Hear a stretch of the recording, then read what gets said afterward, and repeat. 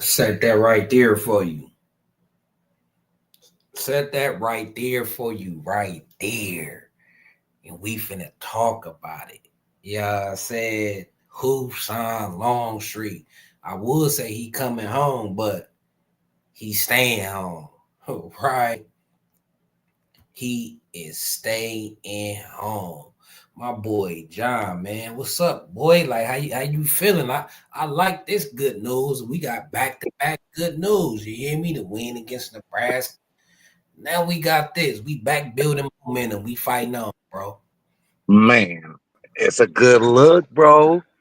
I mean, we was kind of upset with everything that happened with what's your boy from Westlake Village, the DN. Hey, low. Yep. And then we just jump back into the game and go pick up the quarterback that really fits our system and also right in our backyard, my boy. Right in the backyard. What's up, B Jinx? How you feeling? I'm feeling good, man. Feeling On BJ. your hey, what's up? On your last live, man, what did I say? I say I would drop low. I say I would drop Lewis and go full speed at Longstreet, right? man. And it looks like we were full speed ahead. They say Full Luke speed Hoover ahead. put in the work. They say the quarterback coach Luke Hoover did that. Well, that's what Yeah, he they said getting he was paid on. He for, was on man. it. That's what he getting paid for. He getting paid to keep the talent home. But what's most important is it's the Cali talent that he keeping at the house. And Right. from what I understand, he's a higher rated quarterback than Lewis. He fixed the profile of a Lincoln Riley quarterback, which is what I've been screaming for the last 5 weeks. Had we switched out on Maava had we switched to Maava 5 weeks ago, we might be in a different position as far as from a record standpoint. But Longstreet keeping him home, keeping the Cali talent home. It's I hate that Hayden Lowe flipped to Miami, but from what I understand, they came with a bigger bag. So that's the next thing that they're gonna have to show up, man. Is that NIL and locking down Southern Cal and then just cherry picking everywhere else. Well, I this got also gives us a. Go ahead, Carter. now go ahead, cook. I was gonna say this also gives us a brighter future because Mhm. now we lining them up. So we got Right, we got Mayava right now, right? We right, got Husan, and then right. Ryder Lyons. I know he hasn't committed yet, but I mean his brother's there. He's more than likely coming to SC, even though he's gonna be Hmm. 227 because he's gonna take his mission more than likely his LDS mission. But Right, this perfectly lines us up, and right, I believe with this commitment, it keeps all of our. I think it keeps most of our commitments in play. right. I I agree think with it that. keeps them like locked in because they're like, oh, we saw what he did with Mayava. And well, I'm gonna switch subjects just a little bit right now, thinking about Mayava. Okay, so I'm hearing, the naysayers, the haters, like, oh, Mayava didn't look that good, and they were lucky to pull out that game. What do you guys say to that? I think they're full of it, man. They just wanted to see Miller Mouse in there, but it's like I've been saying for the longest. We've been trying to Raleigh has been trying to fit a square peg into a round hole, man. It just hasn't been working. As you can see, those lanes really opened up for Woody because there was a threat to run it, to pull the ball Hmm. down and run it. And our final touchdown, ironically, um, Jay Maeva kept it, made a move that Miller would have never been able to move, stick his foot in the ground and get upfield for the touchdown. You understand what I'm Right. saying? Now he Yep. had some turnovers, but Moss has had some turnovers too. But the difference is his turnover did come at a crucial time. Yep. His turnover did not come at a crucial time. He threw a pick, and I really think that Kyle Ford, maybe they weren't on the same page. But that Hmm. fumble, and there's some stuff that Riley gonna have to clean up with him. The way he carried that ball out from his body Right. once he get outside of the box and start scrambling and taking off running. So it's some stuff he gonna have to clean up with him throwing the ball away when he don't have anything. But as far as the scheme, man, listen, we had what 100 and what on the ground yesterday, 183, something like that on the Yep. I ground, believe it. Yep. Somewhere around there. I'm gonna look and at and there was a balance, like Carter been saying, there was a balance to the offense, man. We had, I think the rushes was like maybe 43 rushes, and what was it like 23 rushes, 25 passes, something like that. Yep. Or maybe 30. I think it was 35 passes, 33 rushes. That's what it was. So that was a balance in the offensive attack. Now, Nebraska, believe it or not, has a pretty solid D line, and they have a pretty good defensive coordinator. And from what I understand, they only gave up 28 points the whole season. I think one was against us, and somebody against I think Ohio State, maybe No, I don't Ohio even State. think. No, I think they held Ohio State to under 20, under Who was 21. that? Who was that gave up? Who was that they gave up another 28 points to? Yeah, I'm looking It it was up. somebody else. I'm looking it up right now, brother. Okay, but Yeah, while you looked at but who, not like you were saying though a little bit earlier. He had them turnovers, but they wasn't crucial. and it Right. wasn't at a crucial time. Guess If you go what? back and you watch all of our losses, man, Moss turn. And again, this is no shot at Moss, but if you go back and you watch all of our losses, all of those turnovers came over at crucial times. The pick six against Michigan, the turnover against Minnesota, the turnovers, uh, in the Maryland game, man. All of them came at crucial times, man. And if you also notice another point that I want to make, in a, all season long, we've scored and had the ball and scored maybe late, but when the opponents got it, we were only up 1 or 2 points. If you notice in Right. that game, we was up 8 points.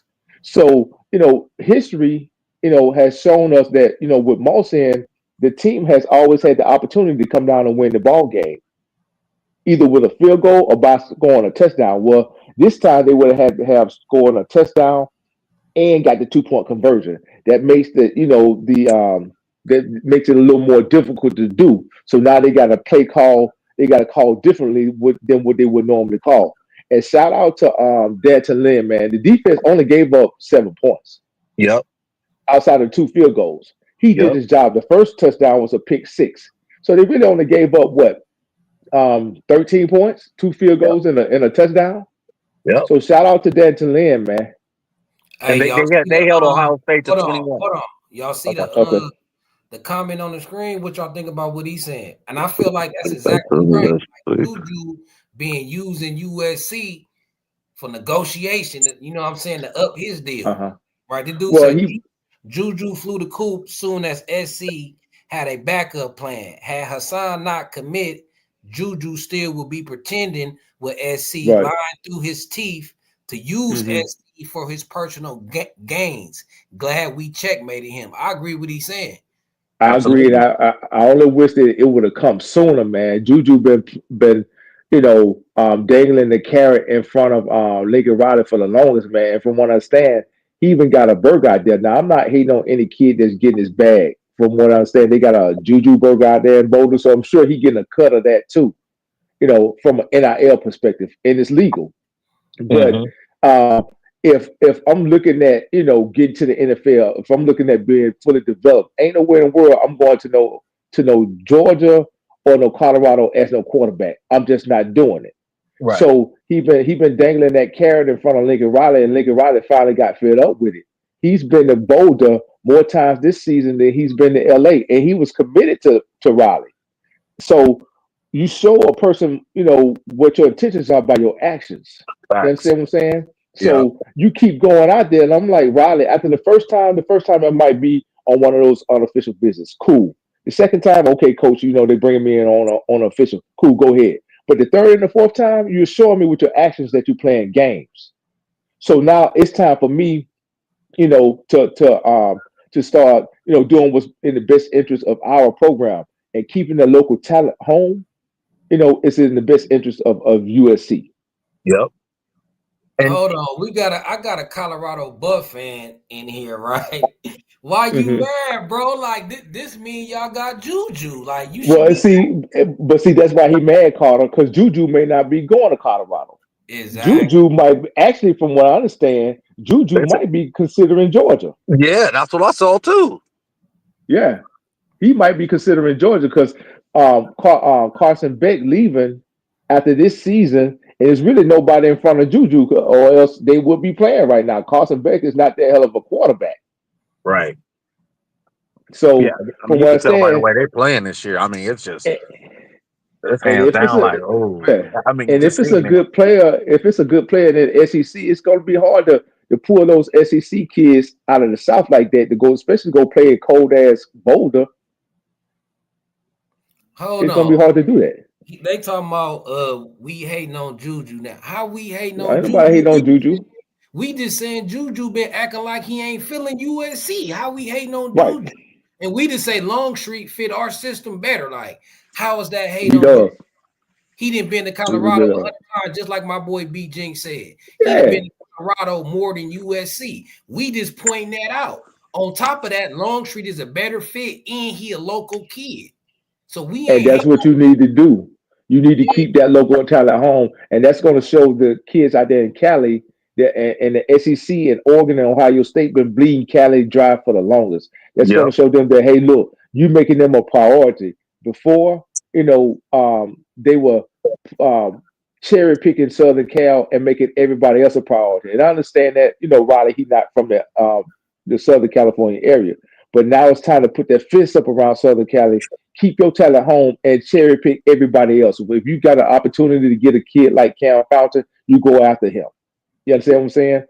You got an Yep. opportunity to get a linebacker like the Desmond Stevens, you go after him. And he been balling. Desmond Stevens been balling. So or Woody Marks, out of Mississippi State. You go after them. But other than that, man, keep your Cali talent home, man, and cherry pick everybody else. over under. How long? I say 24 hours. Over under.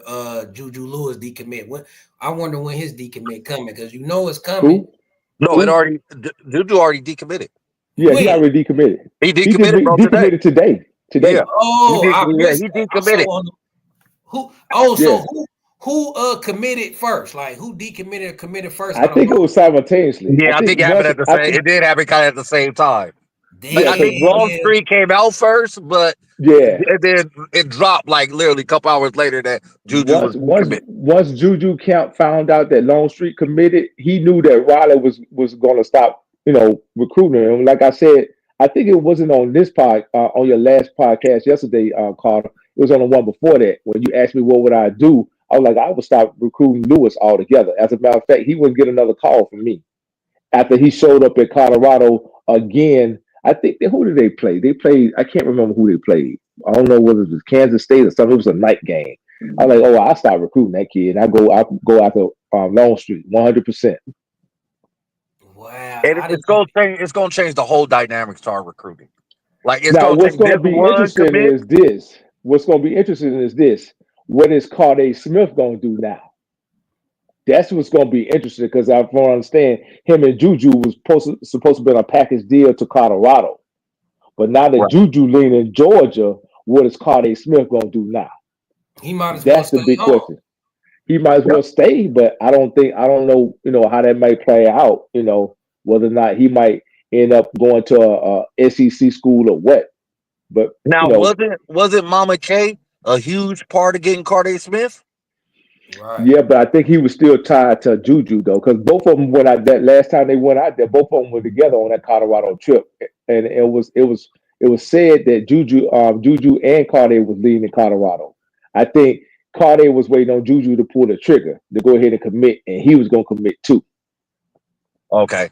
And if you think about it, like a retrospective, Juju would have pushed this out knowing he gonna commit somewhere else all the way to the end and probably had it from wherever he goes, whether it's Georgia, Colorado, may have a part in that to where we would have been lined up to not get no quarterback. Look, he would have Right. destroyed. He would have made our class fall apart at the last minute when we didn't have Yep, time to bounce back. exactly. It And I would have think that's killed. exactly what they were doing. That's just in my, I'm not a conspiracy theorist, but in my mind frame, I'm like, there's no Nah, way this kid is taking all these trips, and then, I mean, he locked in. He was our first commit last year in right. 2023. Been committed a whole year, and now you just want to now take trips and do this. He's supposed to be moving to LA. Mom's supposed to be moving to LA. It just comes some point, and I actually give Lincoln Riley credit for this. Is being able to readjust and go in another direction, knowing what you're getting and you're receiving from somebody who's going all over the nation, seeing other teams, seeing other schools. Anytime we see this every single year with every single team.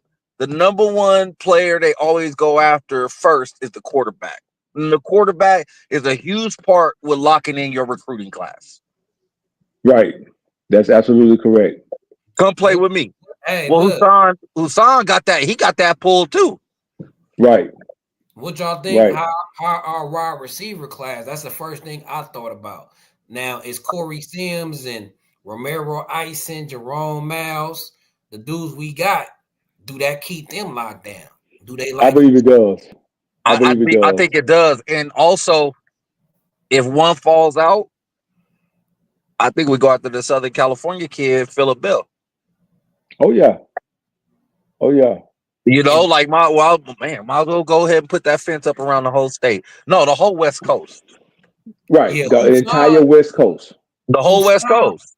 Husan Longstreet, he should be able to help recruit the West Coast. Now he committed, he could be what Juju was supposed to be doing, is rallying the troops, recruiting, talking about come with me to play at USC, and he from Cali. So it's Yep. different than Juju trying to get some Georgia kids to come to LA to play with him when you got Longstreet convincing kids right in our backyard to come this right to SC and let's play here. So this Right. should help our caliber recruiting. I feel like this is big on all levels and aspects.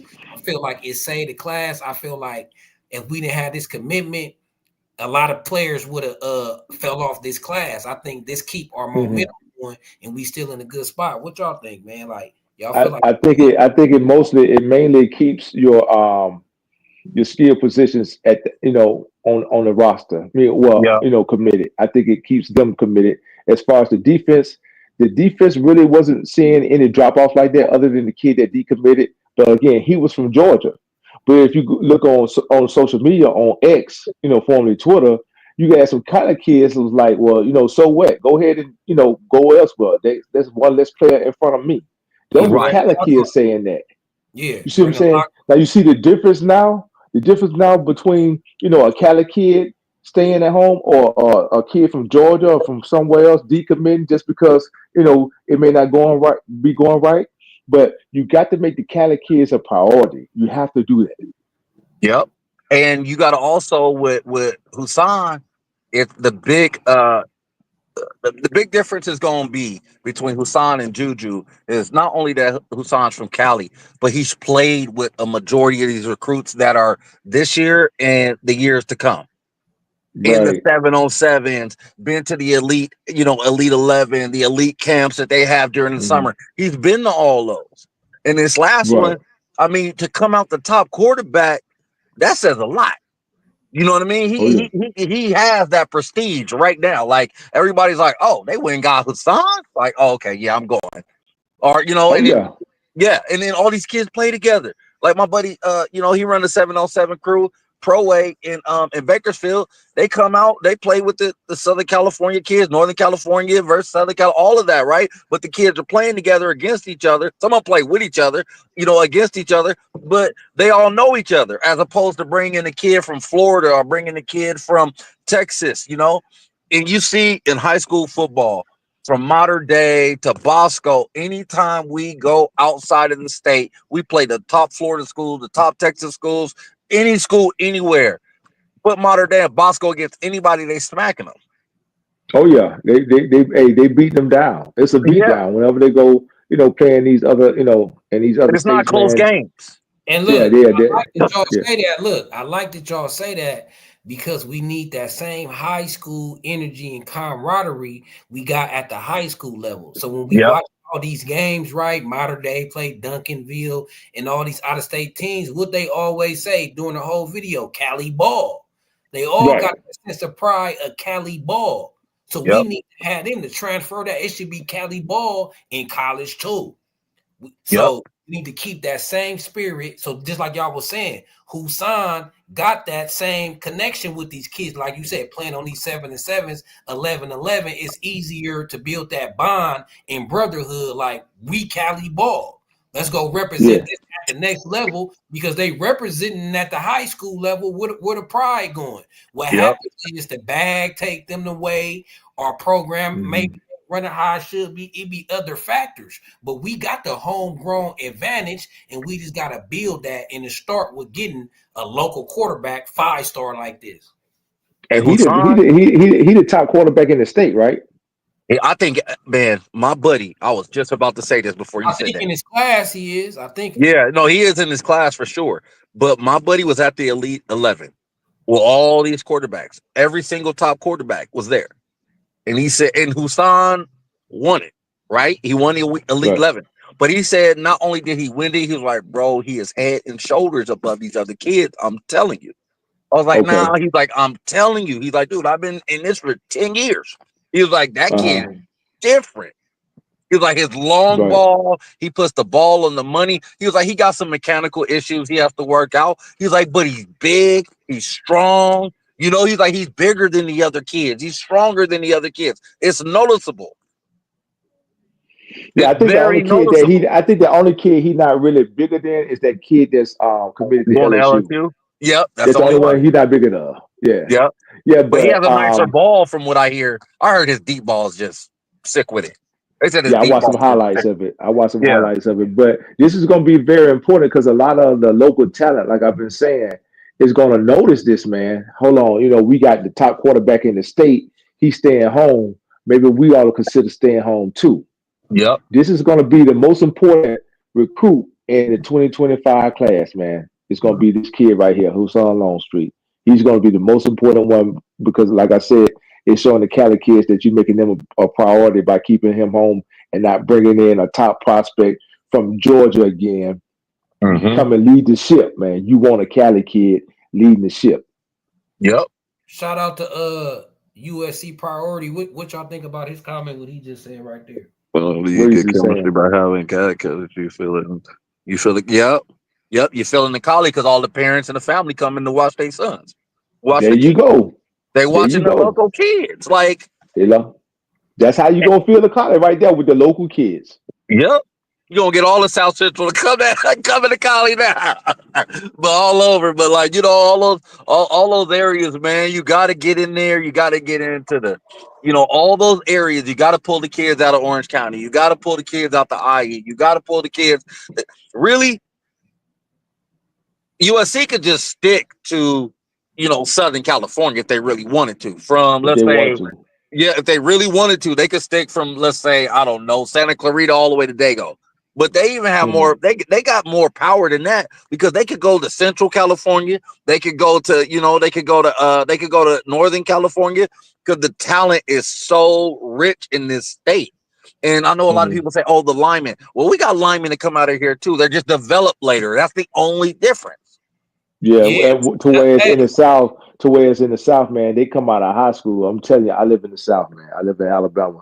They come out of the high school, them boys big and ready. Right. So we just breed it differently down here like that. Now, Cali got the skill players, Florida got the skill players, and even Texas got a mixture, and Louisiana got a mixture. But Mm-hmm. and if you want to hog off the D line and the O line, you got to get them out the South because they coming out of high school like that.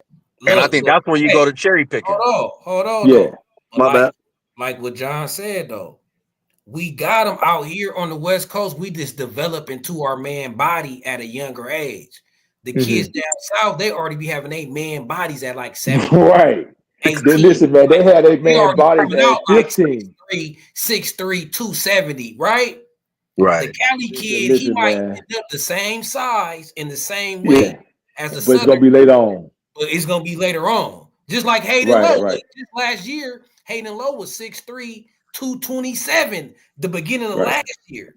Now Hayden Lowe like 6'3", 260. Well, right, also right. Right? And Carter, we have somebody on our team right now that we could show that to. Devon Tompkins came in at 6'6", oh Exactly. yeah, 220. oh yeah, Exactly. So we Now he's got sitting them. 6'6", 290.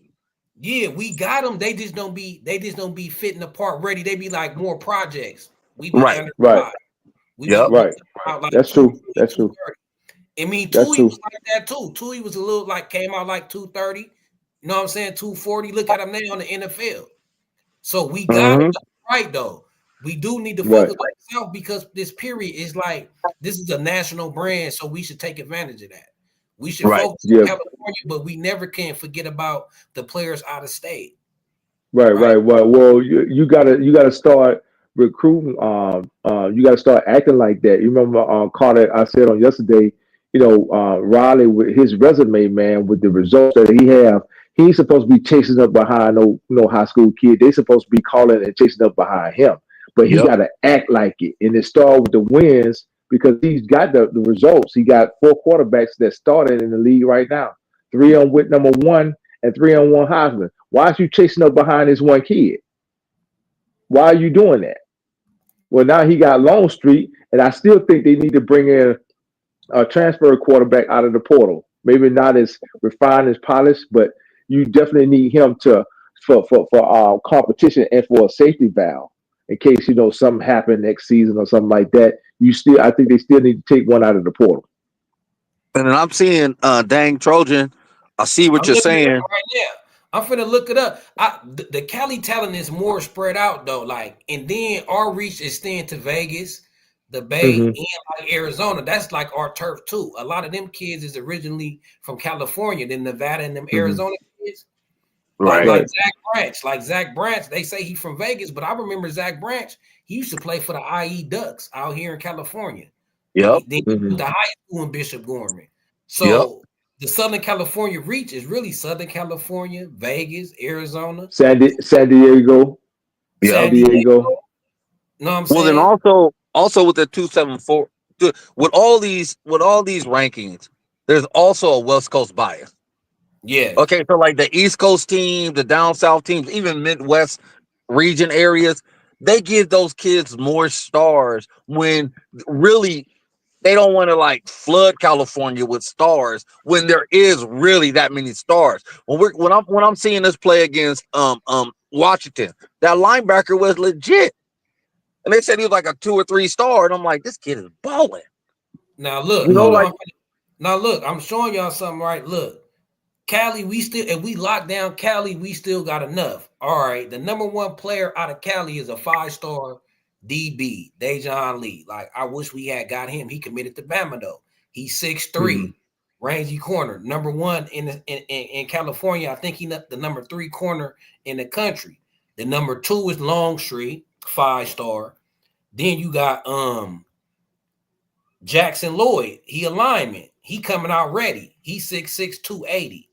Then you got Didn't Chuck another McDonald. didn't another DB from Modern Day go to Alabama last year? What's his name? yeah, Brown, Xavier Brown, Yeah, Xavier Elijah Brown. Brown, Elijah Brown. No, That's it Elijah Eli- was Brown. no, it yeah, was It was Xavier Brown.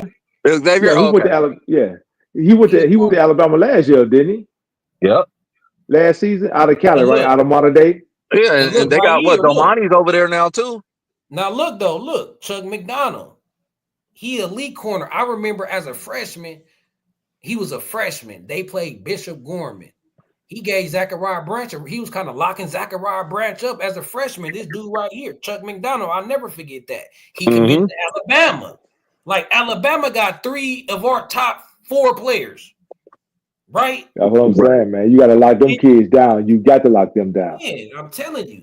Then you got Madden Faramo. We got another corner, Adonis Curry. He committed to Texas A&M. Texas A&M also got Noah Michael on us. Alabama got Caleb Edwards. Like, look at all these schools in our backyard. Alabama, Shit, Bama. Georgia got a running back out of Compton High School. Yeah, I know. Frazier, And how then that look, happened? we talking about D lineman. Look, we got one up in sack. Josiah Sharma. He's 6'3", 320. Right. Mm, But he committed to Texas. We let him slip to Texas. Like, we got enough. If we lock California now, this is an all-star team. Then we know Hayden right. Lowe right there. He going to Miami. Marco Jones, another beast. He like from up north. He went to Texas A&M, right? Then you got Nico, little brother, quarterback. He going to UCLA. Jordan Davidson, running back, going to Oregon. Nasir Wyatt, a lit linebacker. He going to Oregon. So we got plenty enough talent if we lock it down. And the 26 class is even better. Right. Right. The I'm 26 class thinking. is better. I'm thinking we need to be grabbing 12 to 15 kids out of the top 50. No, out of the top 30 every year. Out of California. Out of California, 12 to 15 I kids out of agree. Cali. and then I agree. cherry pick everywhere else. I say, I look, agree. hey, dog, look, I studied this recruiting shit, right? I started this channel on recruiting, right?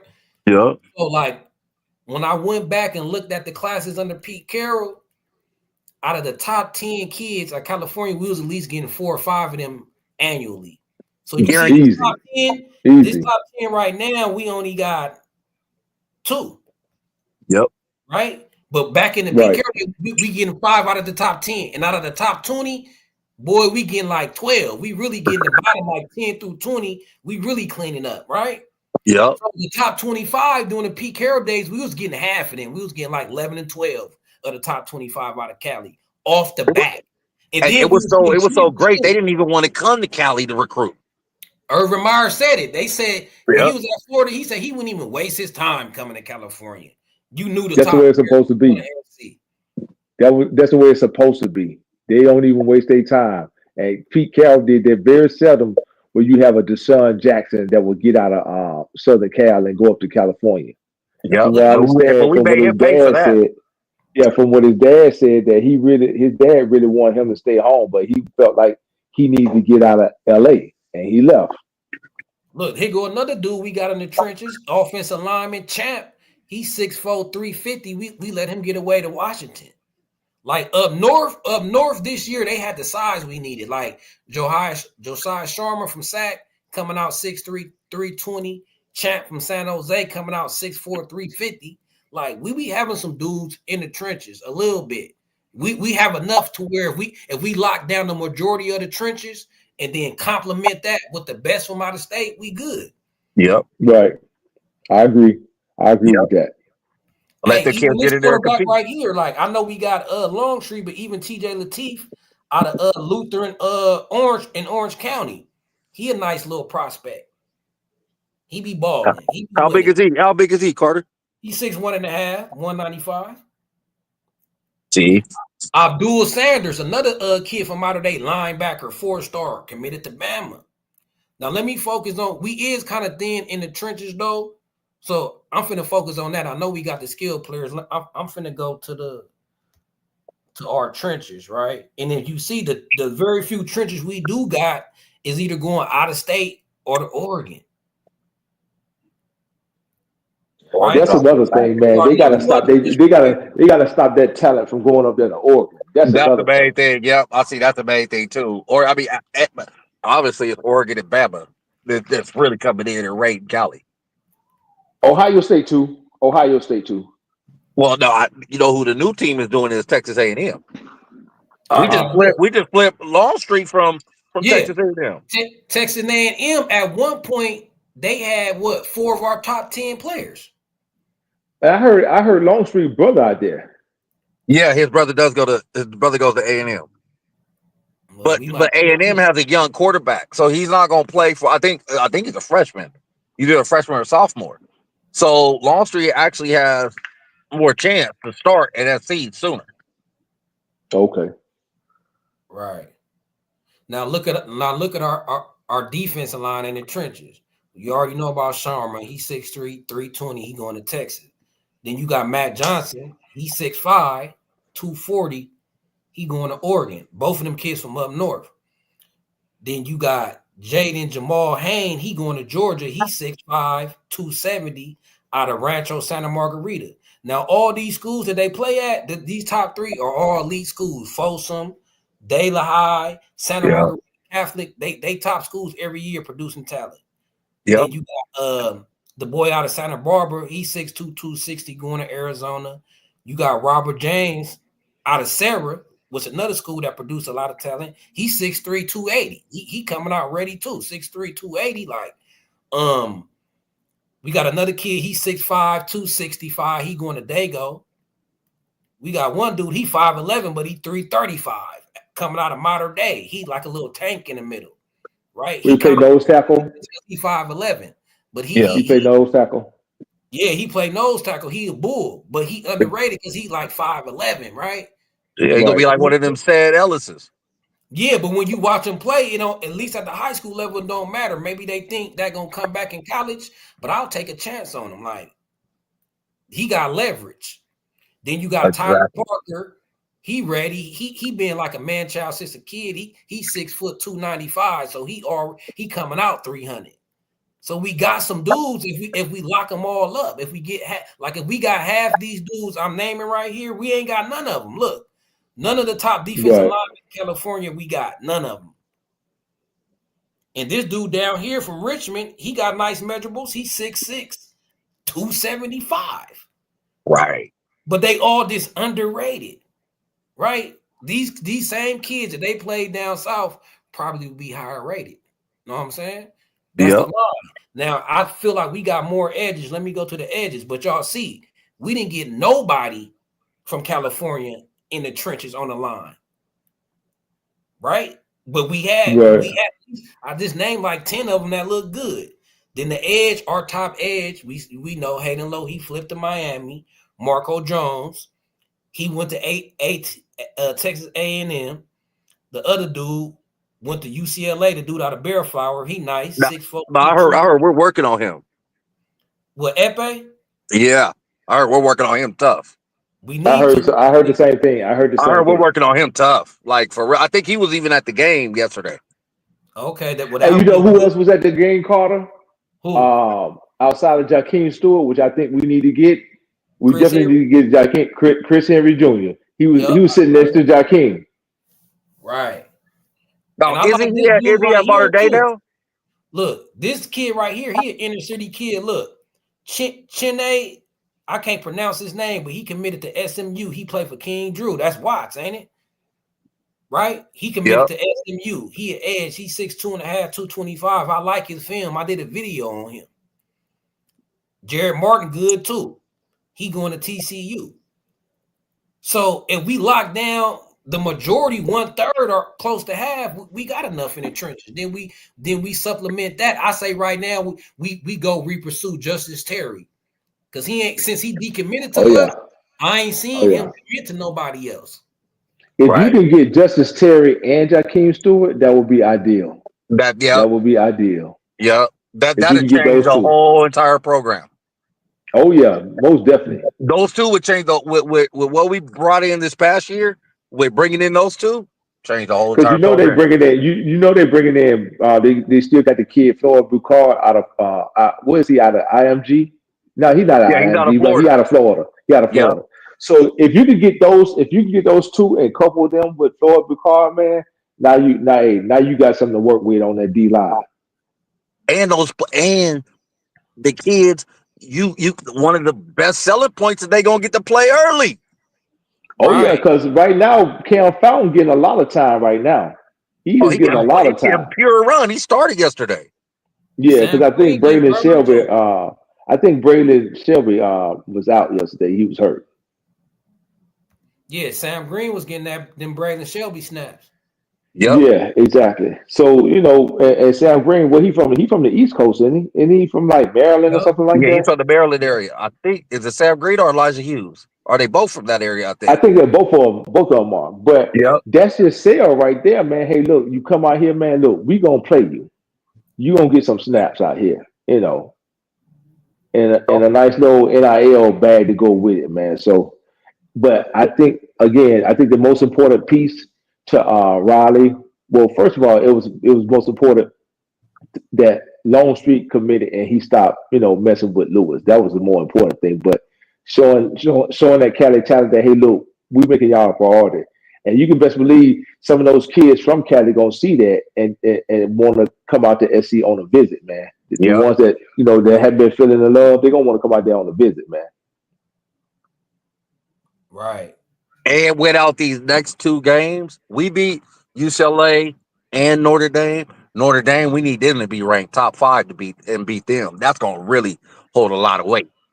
And Well, we need UCLA for to at least get a bowl game. I told Carter on yesterday when we was on this live, I was like, "Look, man, it's imperative that we win that game. We got to win that game against Nebraska on yesterday. But as far as UCLA, we got to win that to at least get into a bowl game because it's going to give May Ava more snaps. It's going to get those freshmen that are playing on the defensive end on the defensive side more snaps and get them more comfortable because we'll have at least another game left with those practices and everything. But It'll be ideal to beat Notre Dame at the end of the season. And if we could do that, beat those two, I think we'll end up ranked in the top 25.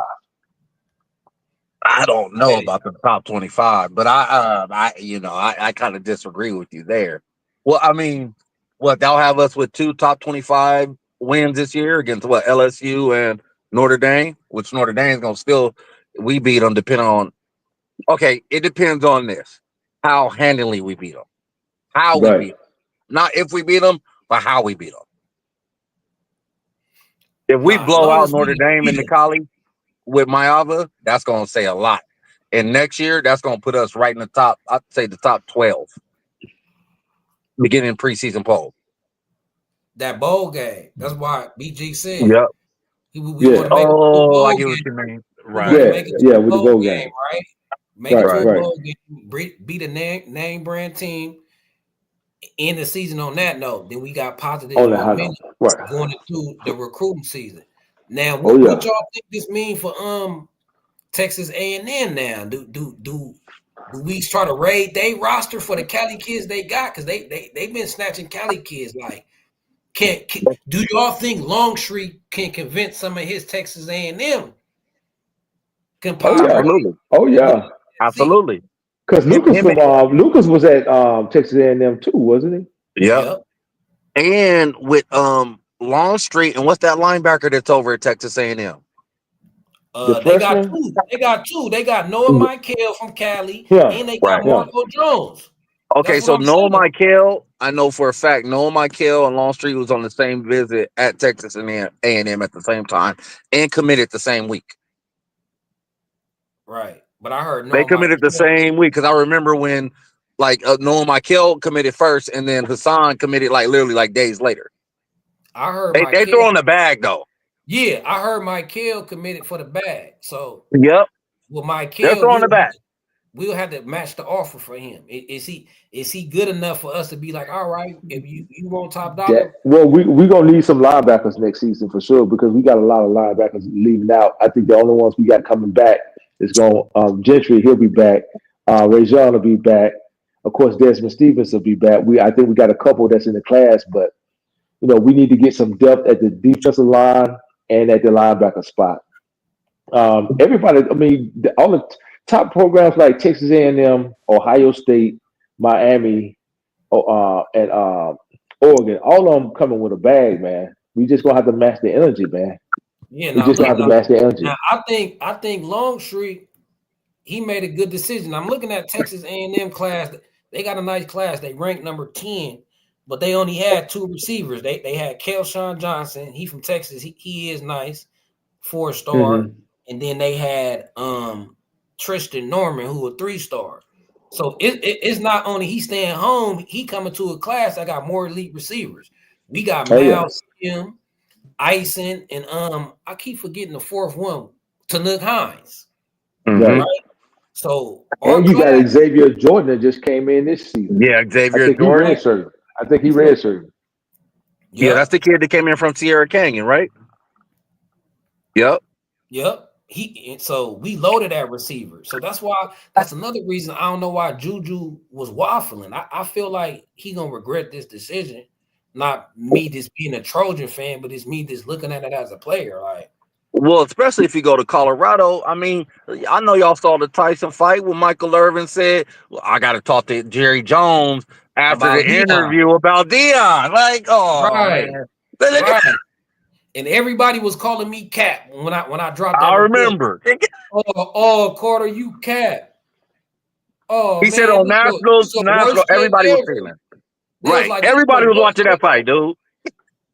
Yeah, and Yeah, then the I don't very think I next don't day, think Prime gonna be there after his sons and Travis Hunter leave. I think he just trying to put Colorado in a position to where they got a nice recruiting class, but I don't think he planned on staying. Prime has gone everywhere his sons has gone, especially Shador. He's been the coach of. You understand what Yeah. I'm saying? He hasn't really coached any of the kids, especially quarterbacks. That's why, like you were saying, Carter, and I agree with this. I don't know what Juju was thinking by taking all those trips out there to Boulder. Mickey Riley had already committed to him. As a matter of fact, he didn't even take a quarterback in 2024, and Juju was the only quarterback he recruited for 2025. Right. I don't know what that kid was thinking, man, by playing and taking all those trips out there to Boulder, because he was showing Lincoln Riley that, hey, look, I know you committed to me and you showing me by your actions by not recruiting anybody, but I'm not committed to you. As a matter of fact, I'm going to take about 4 or 5 trips out to Boulder, and I'm going to go to Georgia too. You know what I'm saying? What he wanted, I don't understand what he expected for Riley to do. Wait on you to flip last minute? Well, No, to me, that's like a slap in the face, B Jinx. it is. It is. It is a That's slap like in a the slap face, in the man. face. Like I'm committed to you. We got the bag for you, and it's obviously that he's been getting bagged. I Right. think multiple bags Oh while yeah. he's doing his recruiting. Because how you able to buy your mom a car and do all this, and you in high Yeah. school. You know what I mean? So it's like you Yeah. just trying to you trying to take advantage of the situation. Yeah. Yeah, And like bro. I said, man, Riley showed that he was going to be loyal and not recruit anybody, and he kept his end of the bargain. But Juju was showing, like I said, out there in Boulder, they got a Juju burger, so you know he getting a percentage of that too. So Hmm. every time he go out there, they showing him love. He might be going out there to pick up his check. I don't know whether they wiring it to him or what. I don't know. All I know is he spent a lot of time out there in Boulder. So Riley did the correct thing by going putting the press hard on Longstreet, and he got the kid that he was supposed to get. And again, it's showing the Cali kids that, hey, look, we making y'all a priority. And then I remember when Carter was talking about sometimes Riley stay committed too long to a situation that's all bad. Once Right. Longstreet came to that 5 a.m. spring practice, oh, I'm going with him. I remember that. I remember that They happening. said he showed up at the 5 a.m. practice for spring. And right when I'm like, oh, Juju, you know what? I know you've been committed to me for a while, brother. But this kid is bleeding cardinal and gold right here.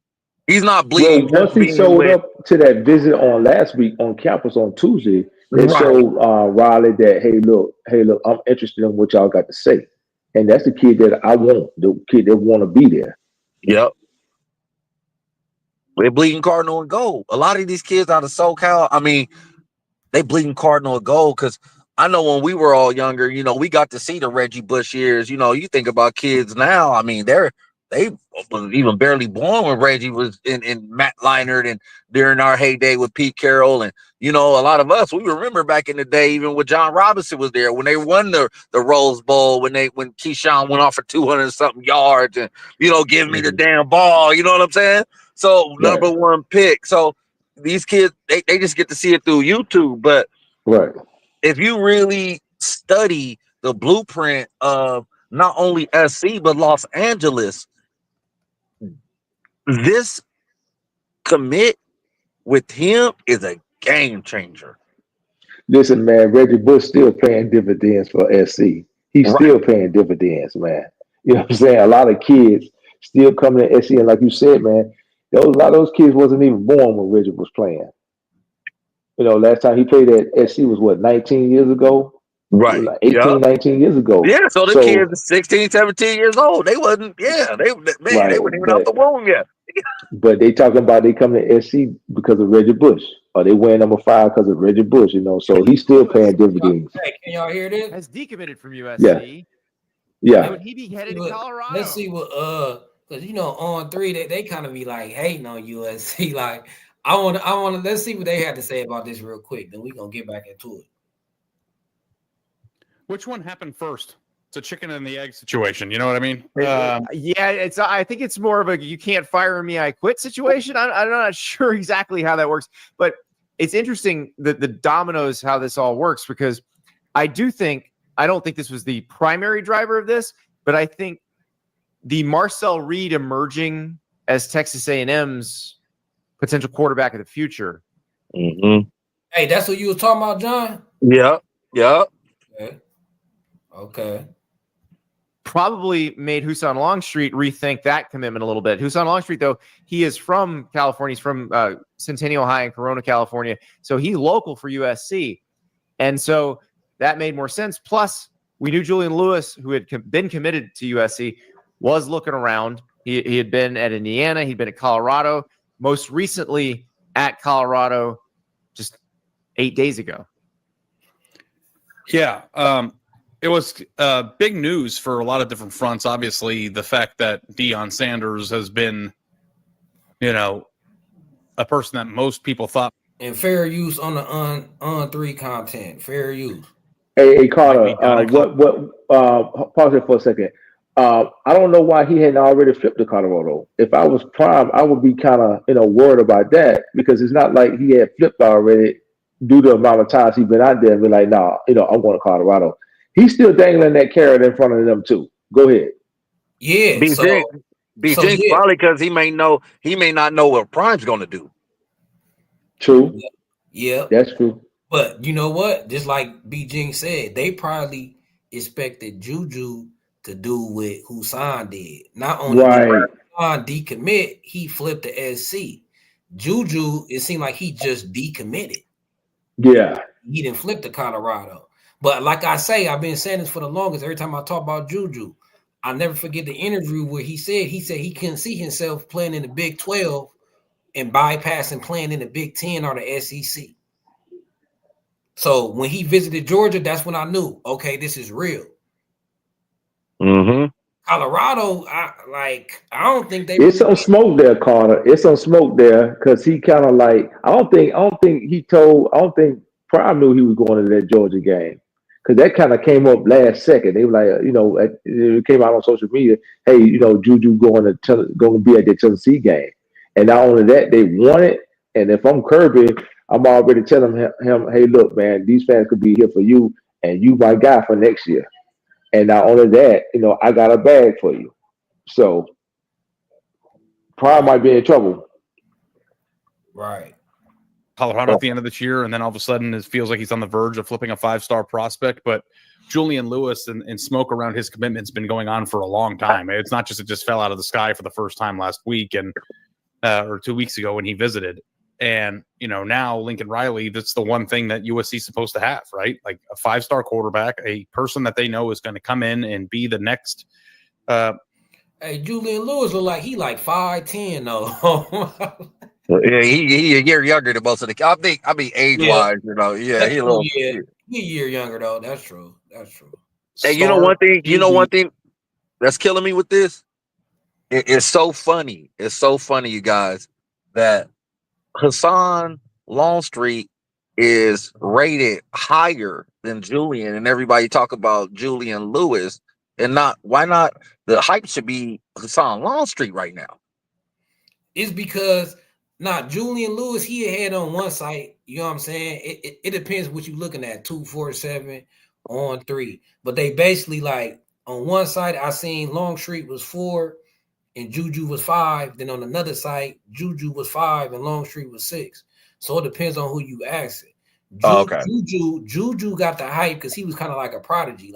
He was like a star as a freshman.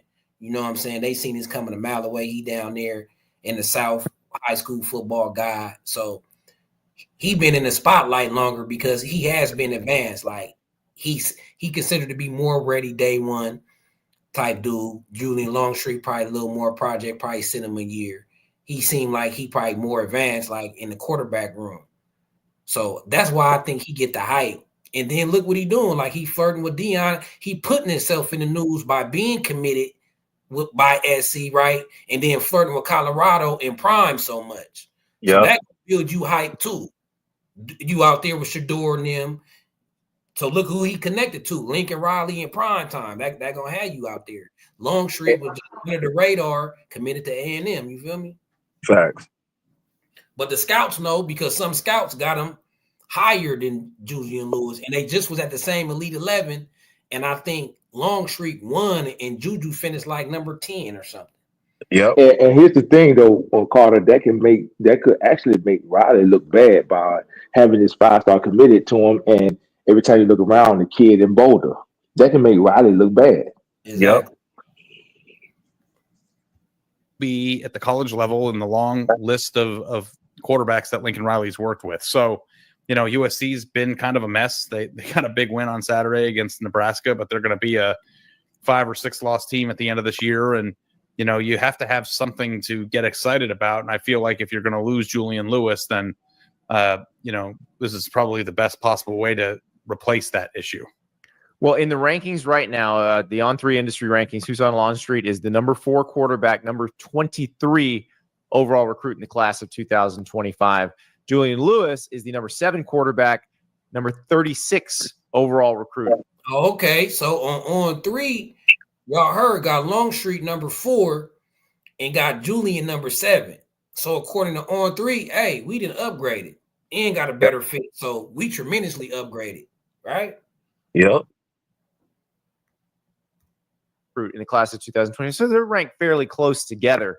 And, you know, this will be, it's interesting because I always feel like anytime there's quarterback dominoes that you end up comparing those quarterbacks to each other as their careers go along in college. So that's probably what's going to happen here. But I do think the Deion Sanders piece of it is really interesting because we're watching him certainly recruit more out of high school, or at least try to make bigger splashes out of high school recruiting than we've seen him do the first 2 years. Now, he's had a couple moments, like he got Jordan Seaton last year, who's the number 1 offensive tackle recruit. Jordan Seaton is now their starting left tackle. But he's trying to flip offensive linemen from Alabama. Had a bunch of visitors at the Utah game, a lot of whom were committed to other schools. So there are a lot of flip targets for Deion, and it's interesting because this could be a pretty good high school recruiting class for Colorado to go along with what they've done in the portal the first couple of years we've seen from Deion. Yeah, I mean, having the heir apparent at quarterback to replace Shedeur Sanders, if that's how this all comes together, is a pretty nice stake in the ground of how you're going to be able to, move. Hey, and I think it's funny though how they feel like it's a foregone conclusion that he going to Colorado. If he don't go to Colorado, I'm laughing. I'm going to bust. Hey,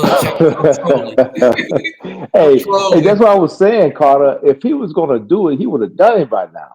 Yeah, he would have done it right now, right? Right now, he would have done it. Yeah, he ain't got to feel bad about leaving USC and all this. Like, this would have been a smooth transition for him. I'm telling y'all, he chasing the bag. Julian Lewis is a bag chaser. You know what I'm saying? That's what I think. Look, Shedeur Sanders handing him a keys to a Cybertruck or something. You feel me? Julian Lewis want that bag. I'm telling y'all. Move forward without your son there, right? Like everybody called it or thought or had suspicions at least that there was daddy ball going on out there. And, it sometimes feels like Travis Hunter is also Deion Sanders' son. He says so maybe he's another one of my sons. So maybe that's a pretty good sales pitch. If you come to Colorado, I will adopt you. That would be a pretty cool situation. But it's completely different. And that dude got jokes. Like you go to Colorado, Deion finna be stepdad. Hey, Deion. Hey, look, Deion love them dogs. I ain't gonna lie. Like I grew up in the Deion era where Deion was everything. It was Deion and MJ. And then, Kobe, of course, after that. But Deion is iconic, right? Yep. So I ain't mad at nobody who would want to go play for Deion.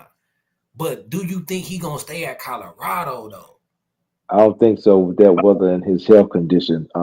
Again, if I'm a quarterback, I'm not looking anywhere else. If I'm a top quarterback, I'm not looking anywhere else outside of Raleigh. Now, corners, of course, that's debatable. You send him out there to prime, he'll develop you as a corner, or maybe even, on the defensive side. I heard he got a pretty good defensive staff, but I don't see how any other quarterback, if Riley come after you, I don't see why would you consider anywhere else to go play. The only other place I could just think of off the head would be Ohio State, because they're going to always have some receivers for you. And then they got Ryan Day and then Chip Kelly over there too. So they got a nice little system for a quarterback. Yeah, but even with all of that, Riley got more quarterbacks that started in the NFL right now. We got 4 quarterbacks starting in the league. Starting right now. Why would I consider anywhere else? That's like every quarterback he produces is going to start in the league. That's like a guarantee. Hey, look, I agree with Paul K. He said Juju is a smaller version of Bear Alexander. I think he talking about attitude-wise. Like, I think his pops is controlling the situation just like Bear's dad was controlling the situation. Yeah. As far as okay, look, I want my son to play. We want this bag. And here's the crazy part. I think Bear was the highest paid defensive player on the team. Yep. And he ended up leaving because he wasn't getting more than 25 snaps a game. You can't let Coach Henry. You got to trust the Coach Henry and Coach Land. They see who put out the effort. If you're not coming out there with the effort, just because you got the big bag, and it was mainly because of the conference you played in and your name. That's why you got the bigger bag. We giving you the bigger bag. Just come out here and get an effort. That's all it was asking. But it was also a sense of entitlement with him. Hey, look, I'm the bigger name. I'm supposed to be getting the majority of the snaps. I go in when I say I get, go in. And it just ain't gonna work with no guys who have come from the NFL level. They've Yep. seen the best and they work with the best. They're not gonna tolerate that. Riley gave Lynn and Coach Henry full autonomy of the defensive side of the ball. And if they say he ain't playing, then he not playing. Exactly. Period. Now look, there's another comment. That's why I love the Trojan fans in the chat, right? So just like I always told y'all about Bryce Underwood. Now this dude said it should have told us something that Underwood damn near begged to visit while Juju was playing games with Riley. Now I bring up this comment because that shows you how loyal Riley is to a fault. Like we didn't suffer from Riley loyalty, his loyalty to Grinch, his loyalty to Moss. So once you got Riley on your side, he for you almost till the wheels fall off. And Right? one thing about Underwood, and we can say about even someone like Husan, when these kids is playing against each other, they know who's better than who. Yes, right. That's So true. like when these That's kids is true. when they're at those, when you're like, oh right, man, why you going with him? Go with me. Yeah, like I'm bigger. I got they playing against each other. Just Right. like it's just like when the kids, okay, it's just like when let's say we receivers, we got two quarterbacks, we got Moss, we got May Ava, and let's just throw it in there, Caleb Williams, right? And let's say Caleb Williams is a freshman. These other two are older. Caleb's not starting. You already gonna know Caleb better. Like, oh no, come on, let's put Caleb in. All right, they in the chat, they said they want us to talk about Jakeem Stewart, right? I Yeah, think he on so his he way. was on a visit, like I said earlier, he was on a visit with Here we go, I right saw here. there they are. Henry Jr. was sitting next to him. I think I think he's considering Oregon, and Ohio State, but Coach Henry is from Louisiana, and I heard one of the defensive lineman assistants is from Louisiana, and he really liked Coach Henry, but in this No, day they and went to they age, went to school together, bro. They won a state championship together. right. So in this day Yeah. and age, Oregon, how Oregon do. They come in last minute with a big bag. So, you're gonna have to contend with that as well. Now, if it's development and production, you stick with Henny. If you're just looking for a bag, he gonna go to Oregon or go to Ohio State. So we'll have to find a Look, way to up. We're gonna have to find a way to up it a little bit to contend with them, and hopefully Coach Henny's experience will win the kid out. One thing I noticed that Oregon is doing that I give them props for is they come with the bag, but they come at the last minute with the biggest bag. Right, with the bigger bag. It's So all they like, oh, what they right, gonna give you? Oh, they gonna give me 1.2. Give me hey, look, 1.5. look, right. look, and that's what we need to do this year. Yep. Hey, and check it out. And look, check it out. Don't underestimate Jakeem Stewart, his Henny connection. If y'all Uh-huh. don't know, Jakeem Stewart tried to transfer to Coach Henny High School. That the same high school that Coach Henny went to, Louisiana. Jakeem Stewart tried to transfer there. That's why he ain't playing this year, because they ruled against his transfer. I heard about that. Yep. Yeah. So Coach Henny got an effect on his kid. He convinced the kid to try to go to his high school. So why we think Henny can't convince him to come to his college? If we come with our bag right, I think we get Stewart. Like, if you got that type of influence where I'm in high school and I look up to you so much, I want to go to your high school you played for. People Yep. ain't talking. Yeah, I agree. I agree with that. But like I said, like my man was saying, a few minutes ago, Oregon come in at the last minute with a little bigger bag. I think we're gonna have to have somebody that's willing to match it. Yep. at the last minute. We're going to But they have did it to. with Palum. They did it. What's that DB? Yeah. Yeah, the DB who came out, the track star, the one from Gardena. Oh, he Who was came out that? not the year before. He was a DB. I can't think of Dakota it. Fields. No, not Yeah. they came Dakota. in. No, Oh, the other. Roger Pleasant. There was Yep, the two corners out of Roger that was Columbia. the Pleasant. Yeah. last minute, and the kid, all three of those kids wanted to go to SC, like wanted Right. to. They But it's did. like if Right. you're sitting in there with your mom and you're like, okay, SC gonna offer you a half a milli, and then they come in with 800,000, That's where you going. That's where you that's where going. you going. That's extra 300,000. Even if like in us in our private careers and what we do. If I'm working for somebody and I'm getting paid 500,000, and another company's like, come over here for 800, but you got to relocate to Oregon, I'm relocating to Oregon. Right. And look, let me tell you something too. Oregon is very aggressive. My little cousin on the Very team, aggressive. he was being recruited by Oregon. And I'm telling you, they was ready to wire money on the phone like you down, like we'll wire you something right now. 100 bands Damn. right now. And not only do Oregon be offering money, they be offering like vacation trips for your families, Oh wow. like free flyer mileage. Like they offer perks too with the money. That's that Phil Knight bag though. Yeah, No, but that's that Nike bag. But that's low key how they got we Hayden gotta Low look down in too, Miami doing that too now. That's how they Right. got Hayden Low. right? Right.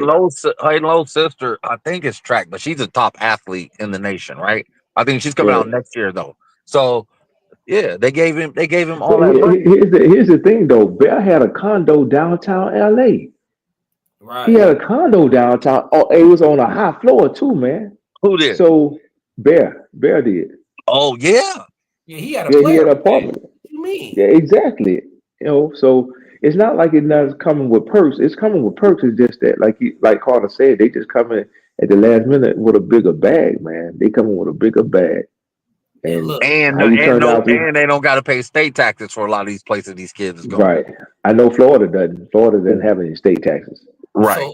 so what SC need to do is tell kids like Jakeem Stewart, like before you commit to another school, give us a call, give us a chance to match the offer. Yep. Now, what they need to do is start telling them, "Hey, look, this is where you're gonna be staying at right here. Well, You see this high-rise apartment. That's where you're gonna be staying at right here, and this is the car you're gonna drive to practice. On top of this bag that we're gonna get you. That's what they need to start doing.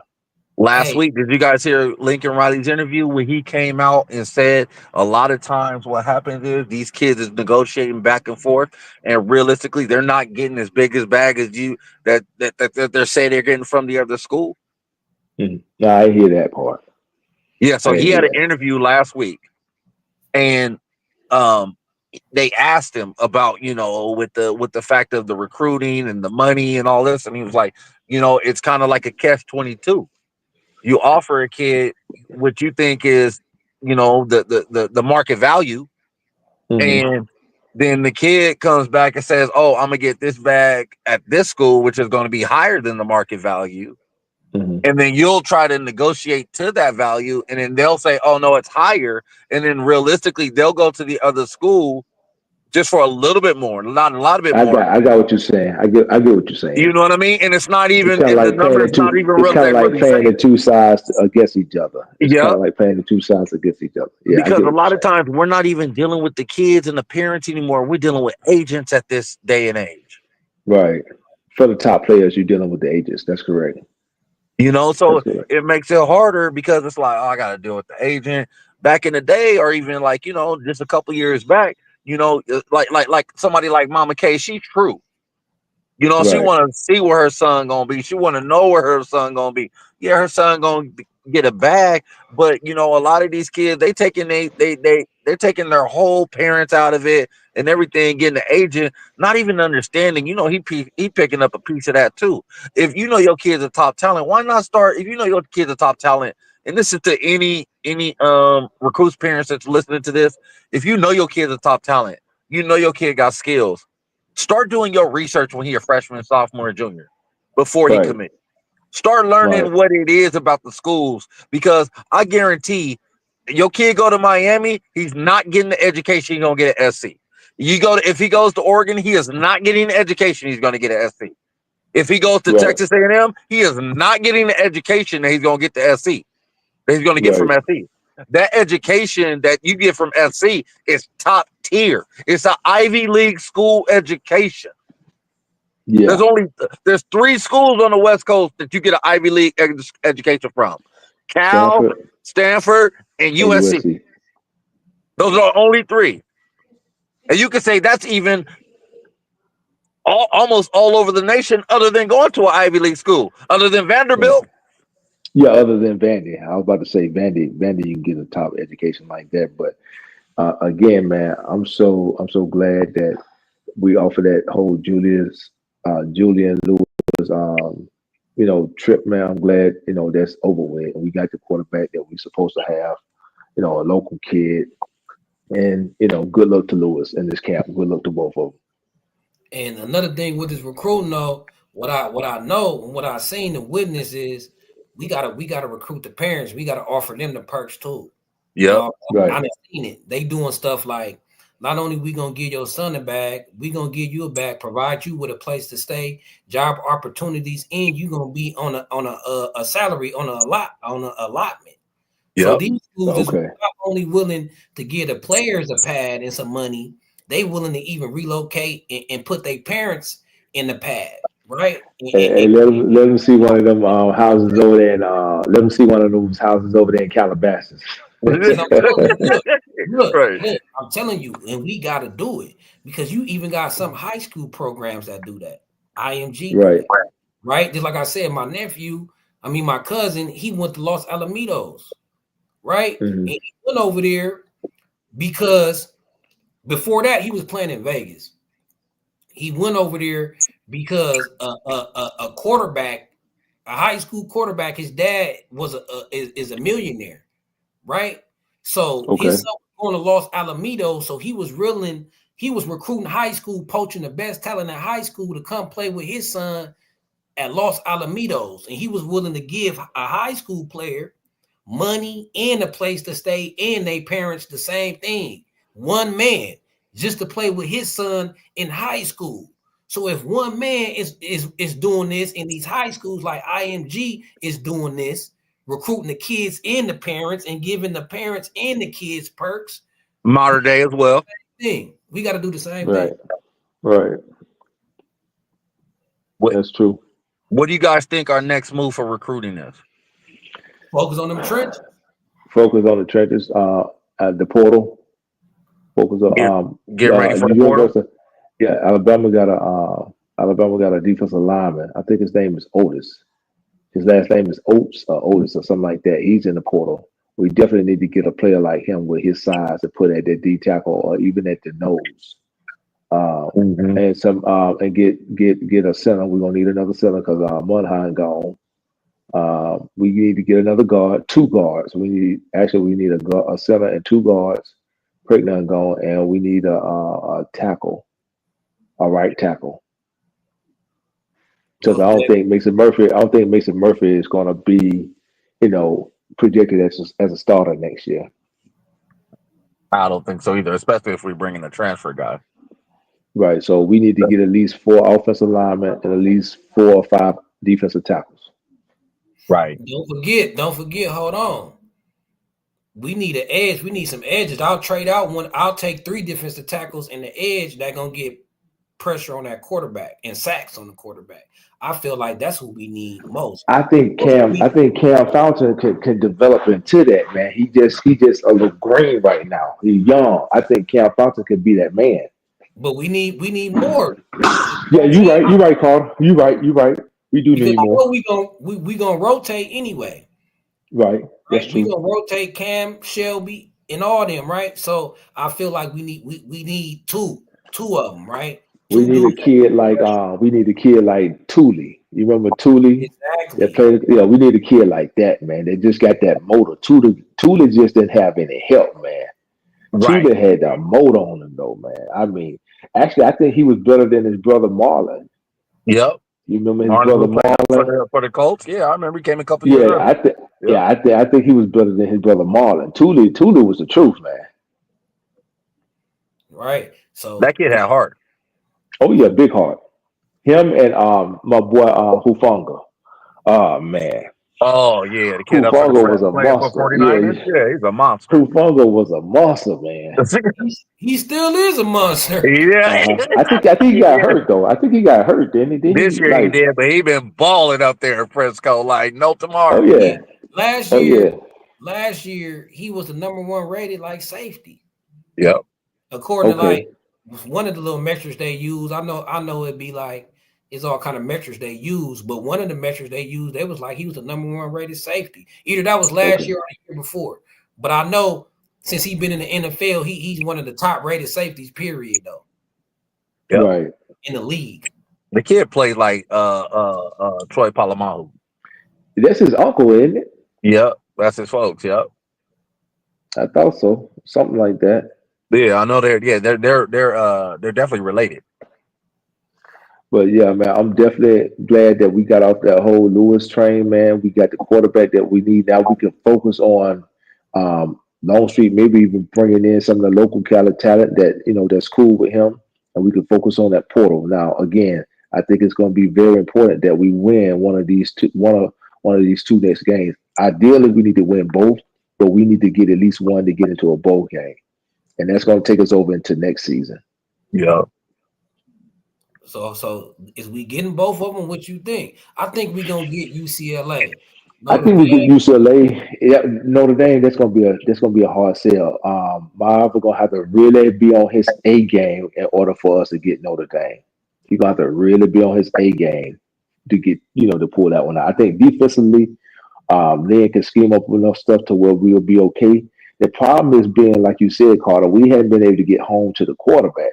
So if you can't get home to the quarterback, man, you're gonna have to pay press on the outside. You can't just keep giving them no 10 and 12 yard cushions and let them nickel and dime us down the field. And hopefully we can blow up inside of the red zone.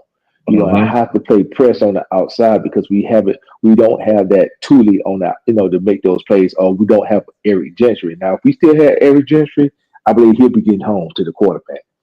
Fact. But we Yep. don't have that anymore. We don't have that anymore. So we got to make do with what we got. I was on USCJ live a couple weeks ago, and I spoke about that. And I think you was on there too, B Jinx. And remember, you're like, well, Yeah. it was because of the depth. And I'm like, well, Hmm. even okay, I understand the depth. I understand that. I get that. But even when you're coming in and playing freshman, like whoever is thrown in the fire, you got to know this is how we play. Right. Right. So if you're a freshman, a sophomore, a junior, senior, hey man, we running man up. Like like we'll give you some help up top to help you Hmm. out, maybe pull you off the wide receiver, a little bit, a couple times within the series. But the Hmm. only way we're going to be able to get pressure to the quarterback is to get pressure on the wide receiver. We got to press their defense. Yeah, I agree. Another key guy that they need to recruit to come back next year is going to be Kamara Ramsey. Oh, we need him We badly. got to have him back. I thought he was a true sophomore, but from what I understand, he redshirted his first year at UCLA. Yep. So this is really his third year. He can come out. But whatever they got to do, they need to keep him. Does Jalen Smith have another year, Carter? That's been my biggest question too. Does he have another year? Carter, if you have another here, let me look. I'll look right Yeah. now. I think this is his last. Ask the chat. Ask the chat. Does he have another? Hey, chat. Does Jalen Smith have another year? But From what I know, I don't think he has another year, unless he has the COVID year. I thought he was a redshirt junior. Let me see right now. I'm pulling it up, brother. Yeah, but we definitely need to get Ramsey to come back. They need to be recruiting. What's my man Danton Lynn? He Yeah, need to be recruiting. He need to be recruiting Kamara Ramsey back. and I don't. Do you think Kamari gonna go first, second round if he come out this year or no? That's the thing. I don't think that he would go first round. I I don't don't think he think that he would would either. go. I see him being a late second round, maybe early third round. Now the question is he at his ceiling? That's going to be the question. can he play his way into an early second round, maybe even late first round? That's going to be the question. So he's a true senior this year. Who? Kamara Ramsey? No, You talking about Jaden Smith? Jalen Smith's Smith? a true senior. He's So a true senior. I don't know if he falls in. He may fall into that COVID year He may fall into it because it's 2004. That COVID year is 2000, 2000. 2020. Yeah, well, that's what I'm sorry. Yeah. Yeah. So 220. So he may fall into that COVID year and be able to come back. Yeah, but if he get his stock up, I can actually see Jaden Smith going higher than Kamara Ramsey. I can see him going higher than monster. The way he looked yesterday, I'm like, he is. Oh man, Yeah. Is Greedy Vance coming back? No, he's done. Greedy is done. Yeah, he's done. He ain't got no more done. Yeah, he's done. Mason Cobb's gone. Both of the Arnold brothers are done. Who else is done? The Carlos Nicholson is done. Yeah, he's done. Now Humphreys has another year. He has another year if he wants to come back. It says true senior for him. For who? Humphreys? Yeah. But I'm seeing so when it says senior and not red shirt, I'm thinking some of these kids probably got the COVID year. Right. As long as they haven't red shirted, and I don't think Jalen Smith is red shirted. So yeah, but what is Kamara Ramsey? Is he a red shirt junior? Is he red shirt sophomore? Yeah, he's red shirt sophomore, so he can't come out this year yet. We need to get him back. Okay, but if he's fourth round projected, then if I'm SC, I'm throwing him a bag to come back. Oh yeah. Because it's like, bro, you could go over there to the NFL and make $600-700, but we'll give you $1 million. But here's the thing: if you fourth round, you got to make the team. Exactly. Be good. If you're not first or second round, you need to come back. And I don't think he's going to get a first or second round grade. Not on his talent. I think a lot of it is because of how our team did this year. Right. Now, again, like I said before, can he play himself into the second round, the early second round? Can he do that? I don't know. He's a good. Actually, I see him. You know who I see him being close to? I think he's another Sewell Cravens. What is Sewell went into like the third? Sewell went like, what was it, late second, early third? I see him doing I think he went like second or third. Because they actually turned Sewell into a linebacker. Yeah, outside linebacker for Denver. Yep. When he was playing with Washington, wasn't it? I thought he went to Denver. No, yeah, he went to Washington. Yeah, he went to Washington. You're right. He went to Washington. Even with us, we had him playing that hybrid position where he was in the box a lot. He was out of place though, Carter, man. When he was with us, man, he wasn't really supposed to be no outside, man. He should have been at safety the whole time, man. They kept flip flopping him back and forth. Like his freshman year, he balled out. He was at safety. I think that's what he should have been. I think they wanted to use his versatility, and he a good ass tackler in the open field. So I think people looked at Sewell, and he was probably a better tackler than he was a coverage safety. Right. He was one of the type safeties that gonna come down in the box and make plays. That's what I'm saying. They had him. They had him in Troy, and Troy came down in the safety, in the box and made plays at the line all the time. But they kept him at their safety position though. But Sewell didn't have the cover skills that Troy had. Yeah. That's true. I agree with that. That's true. He did. So I think they kind of felt like the NFL offensive coordinators and how they were starting to spread it out. You could take advantage of safeties who's not great in cover. That's why they came with the nickelback position. Like when I was coming up playing football, the nickelback position didn't even exist. That's like a new position over the last it is 10 years. You feel me? So I think that's why they moved Sewell to linebacker. It would be like, okay, you're not a great cover safety, but you'll be a great cover linebacker. Like, so you'll be able to lock up tight ends, and then you wanted Sewell on the run support because he would put his head in there and go. And Sewell, he all instinct. He didn't think. He just reacted. He'd be a missile. Right. So I would have had him playing that linebacker too. I ain't gonna lie. I think that's why he played linebacker in the NFL because his tackling ability. You know what I'm saying? And then as a cover safety, he give your defense more versatility, right? So you could come out in a base like 4-3 set, but if it's a pass play, you could say, all right, Sewell, you drop back in coverage. So putting him at linebacker actually help you put another DB out there. Right. So Carter, where do you see Ramsey going if he come out this year? Where do you see him going in the draft? Where do you see him going? I say at minimum it'll be the 4th round, but I say The fourth? anywhere from at the lowest. Like I think he'll be a 2nd round easily. I mean, because the last time I checked, his rating is high at safety. Like maybe right now he ain't high on the boards, but when you break down film, that's when you impressed by Kamari Ramsey, when you understand the game. See, when the season over, what these NFL scouts gonna do, they're gonna break down your film. First thing they're gonna do is, all right, we want to know what scheme did he play in. Okay, the Deion Lynn scheme, similar to Baltimore. So they're gonna look, okay, is he playing the scheme right? If he playing the scheme right, boom, that's good. And then if he look good on film, which he does, I think he's so high. I'm scared. I'm scared that he might be good enough when they open that film. Because when you look at grades like his PFF, he top 5 in the country the last time I checked. Like at least the first 4 games of the season, he was like a top 5 safety in the country. He had like a 90 grade, bro. Out of every team every team that we've seen this year that we played against, we see their defense. He's been the best safety on the field. Exactly. Yeah, Like you look at their other safeties, like, oh, his closeout speed is immaculate. He don't miss that. Well, he'll miss. I mean, he missed like 1 yesterday, but everybody's due to miss 1 a game, whatever. But who we got that's close to him? Who we got that is close enough to him to where, hey, look, if Ramsey leave, we should be okay. I don't think we got nobody close. I don't think we got nobody. I guess the closest you could say is Christian Pierce or one of the freshmen. Oh Christian yeah, Pierce is good. But when you look at the film, Kamari Ramsey, he got cerebral. He a very high IQ player too. Right. Very high IQ, very instinctive. I actually think Deion Lynn should have been more creative with him, more aggressive.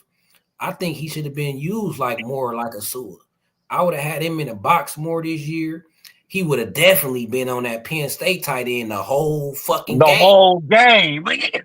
We was at the game, huh? Me and my boy we like, man, why did you put Kamari on? Hey, he hurt us bad. That tight end from Penn State hurt us bad. Dude, they went on the 1-man route when he snapped that ball and went straight down the middle of the field and scored that. But you know who was on? You know who was on him then when he snapped the ball? They had Zion Branch on him. Yeah, Zion gonna have to. Well, Zion's good, but Zion. I mean, he's cool, but Zion. He's gonna need some development. He hasn't got a lot of playing time with him. Zion, he didn't face a lot of injuries, but I don't feel like I feel like he's more like a box safety or deep center field safety. He ain't great in coverage. His hips is not that fluid enough. Like east and west, he could be beat. I done seen it. He a center field deep safety type dude. He ain't a cover safety. So but I think they put him on him because he had the size. But nah, when we was at the game and Ramsey was on him, the quarterback wasn't even looking that way. Like the quarterback even respected Ramsey. Like y'all think we're gonna be okay at the corners next season? Yup, because I think that's gonna be okay. Well, it's gonna have to be a lot of youngsters to step up because we're losing. Like, is Covington coming back? I think Covington might be gone. Senior. Yeah, he's a senior. Okay, so go ahead. It looked like we're gonna have to revamp our whole defense next year. That's what I've been saying. Look at the DBs, bro. We're top heavy on defense with seniors. Exactly. Look, we gotta hit the portal strong. Of course, we gotta have that recruiting class. That's the lifeblood of the season. But this year, we're going to have to be kings of the portal bosses because we're going to be young and without depth, right? We thinking about it right now. We done thought about all the DBs that was leaving. Y'all name like 4 or 5 DBs that's gone. Y'all ain't even start naming the defensive lineman that's gone, like David Meyer, Nate Clifton, Kobe Pepe, Jamil Muhammad. Or Kobe Pepe might have another year though. No, he don't. Oh, okay. So yeah, whole defensive line. We got Devin Tucker's coming back. He'll be back. Besides that, it's nothing but freshmen and Elijah Hughes. Yeah, Elijah. Well, G-Day, he get G-Day adversary, he get Yeah, right. G Day will be back, and then Carlos not Carlos Lucas will be Carlon back. Jones. Carlon Jones and Lucas will be back. I can name it off the top of my head. I think we're gonna have Devin Tompkins back, Elijah Hughes back. We gonna have G-Day back, Carlon Jones still there. We still got Ratu, another freshman, and then we got Lucas coming back. That's it. That's only 6 D linemen. If I'm missing somebody, Devon Tompkins. Yeah, I know we're gonna have to hit the portal for the D line. I didn't know too much about the corners though. I didn't know too much about. We're gonna have to hit for the quarters, the linebackers, and the DBs and the linemen. I'm cool. Hey, look, not to cut you off, but I'm cool with the linebackers because we got Gentry coming back and Ray John coming back, and I believe in Desmond Stevens, and I believe in Elijah Newby, and Right. we about Jaden Walker. So Yeah, I that's say in the portal, we take one experienced linebacker, maybe a middle, another experienced linebacker, proven production, but we need that D line and them DBs. I could be cool with running it back with the linebacking core. I heard Ty Jackson out of Texas. He was pretty solid too. The linebacker we got out of Texas. I heard he was solid. Oh yeah, right. But that's what I'm saying. We gonna be young all over the field. But back to the defensive line, like so, if we had to start project the defensive line next year. That's all we got. We got 6 dudes. Now we gonna have some freshmen coming in. We got Gus Cordova coming in. Right. Who else we got on D line? We got somebody Floyd Bucard coming in. Yep. Yeah, Bucard. I don't feel comfortable with who Right. we got I agree. back in the freshman I agree. class. You feel me? I agree. Yeah, because like if Jakeem Stewart come in, and let's say Justice Terry come in, they come in, but you got to think they're gonna have to be like another Leonard Williams, which comes like once in a lifetime. That's hard to beat, though, man. Leonard, big cat. You know what I mean? Leonard Williams started from day one, but that's like I mean, those kids don't just grow on trees, bro. They don't like they come. It's like one all the college football year. He out the where? He out the South. They don't grow like that. I'm telling you, man. Kids in the South just grow different, man. Like, but I do agree with Carter. You know, they develop later out there, but you know, they be that size in the 10th grade out here, man. For some reason, man, we just grow different, man. I don't know what it is. That country food, y'all eat better. We don't eat we eat McDonald's and Subway and shit like that. Right, they out here trying to eat healthy out there. They like, oh no, give me some fried chicken, macaroni and cheese, mashed potatoes and gravy, extra gravy. A couple of slabs off the rib. You know what I mean? Give me the tri-tip. Right. Man, it's different. I went to Houston and gained like 5 pounds in a week. It's easy, man. It's easy. It's easy to do that down here. It's easy. And you can make it lean too, because it's humid. You be sweating too. Right. So you gain some lean mass out there easy. Like you gonna eat good and sweat. And like you said, Jakeem, he reclassified. Really, he could be a senior next year, man. Exactly. He could be a senior. And but also y'all got to consider he's had a not to knock the kid, but a whole year off of football. Yeah, he ain't. I forgot about that. You know what I mean? He ain't played a whole year of football now, so without hitting anybody. To the point. Look, that leads to the point. That's why we can't count on these freshmen to come in day one and contribute. Like Carlon Jones, probably our top defensive line. He didn't get to play this year because of little knick-knack injuries, right? So we can't put pressure on our freshmen to come in and contribute. That's why I feel like we need like 4 or 5 defensive linemen. We need 3 linemen and at least an edge, right? Because I know we can get that. Hey, look at that kid. Look at that kid that's in the portal out of Alabama, man. What's his name? Otis. Yeah, I know what you're talking about. Yeah, I think he's like 97 or something. That kid's a monster. Look at him. Yep. That's who Henry need to get him. Well, I think we're gonna need 2 or 3 of him. Easy. So in the portal for the linemen, just for D linemen, no edges, I'm going after 2 to 3, at least probably 3, but 2, I need 2 for sure. How many offensive linemen you going after? How many offensive linemen you going after? Hold on, we got him coming back in 3 to 4. 3 to 4. Yeah, out the portal, at least 3. Do you take a center? You got the center and that whole right. Well, no, Lonnie, no, he's good. But yeah, 3 Yeah. because you got a Pregnon, you got Maheim, and I don't trust Murphy. Right. So you getting at least you getting a center. Well, who do you have? I thought we had a pretty solid center behind Munheim. We got Michael Benuelos. We got the kid who the other one he was hurt earlier this year, but Keelan. Right. Yeah, we got him. And there's one of and then the kid that we grabbed this past year. Well, a kid that we have coming in now that's gonna play center, like he's in this class. I think the kid from Washington. So Okay. that's really it, So I would go after 3 offensive linemen. I'm gonna go 2 to 3. So that's like 6 spots right there on just the offensive defensive line. I'm Edges, going. Okay, I got you. I'm going 4 offensive linemen you because are? because Maheim leaving, Pregnon leaving, right? I don't Yep. like Murphy at right tackle, right? So that's 3 spots off top, right? So I'm grabbing 4 because I need another right tackle to shore up that other side, and I need a strong in the middle. Like I know we got young talent in the trenches like Michael Benuelos, Tobias Raymond. We got the other dude, Justin. I don't know how to pronounce his last name, but they unproven, right? If I look at our roster and just look at their high school grades, we good, but they unproven and they inexperienced. So I'm only gonna feel comfortable if we got an experienced offensive line coming back that has proven production. So I would take 5. Hey, if it was 5 offensive linemen out there and they was good, and I evaluated them, I'm offering all of them because I don't trust nobody on the offensive line. I feel Right. like that's what our number one downfall. I know I got on Miller Moss, but when I be honest and look at this team overall, it's the offensive line who failed us. Even though Woody Mark be bussing, when I look at it, the offensive line has let us down. So even more than even the defensive line, bro, I think we need the offensive line.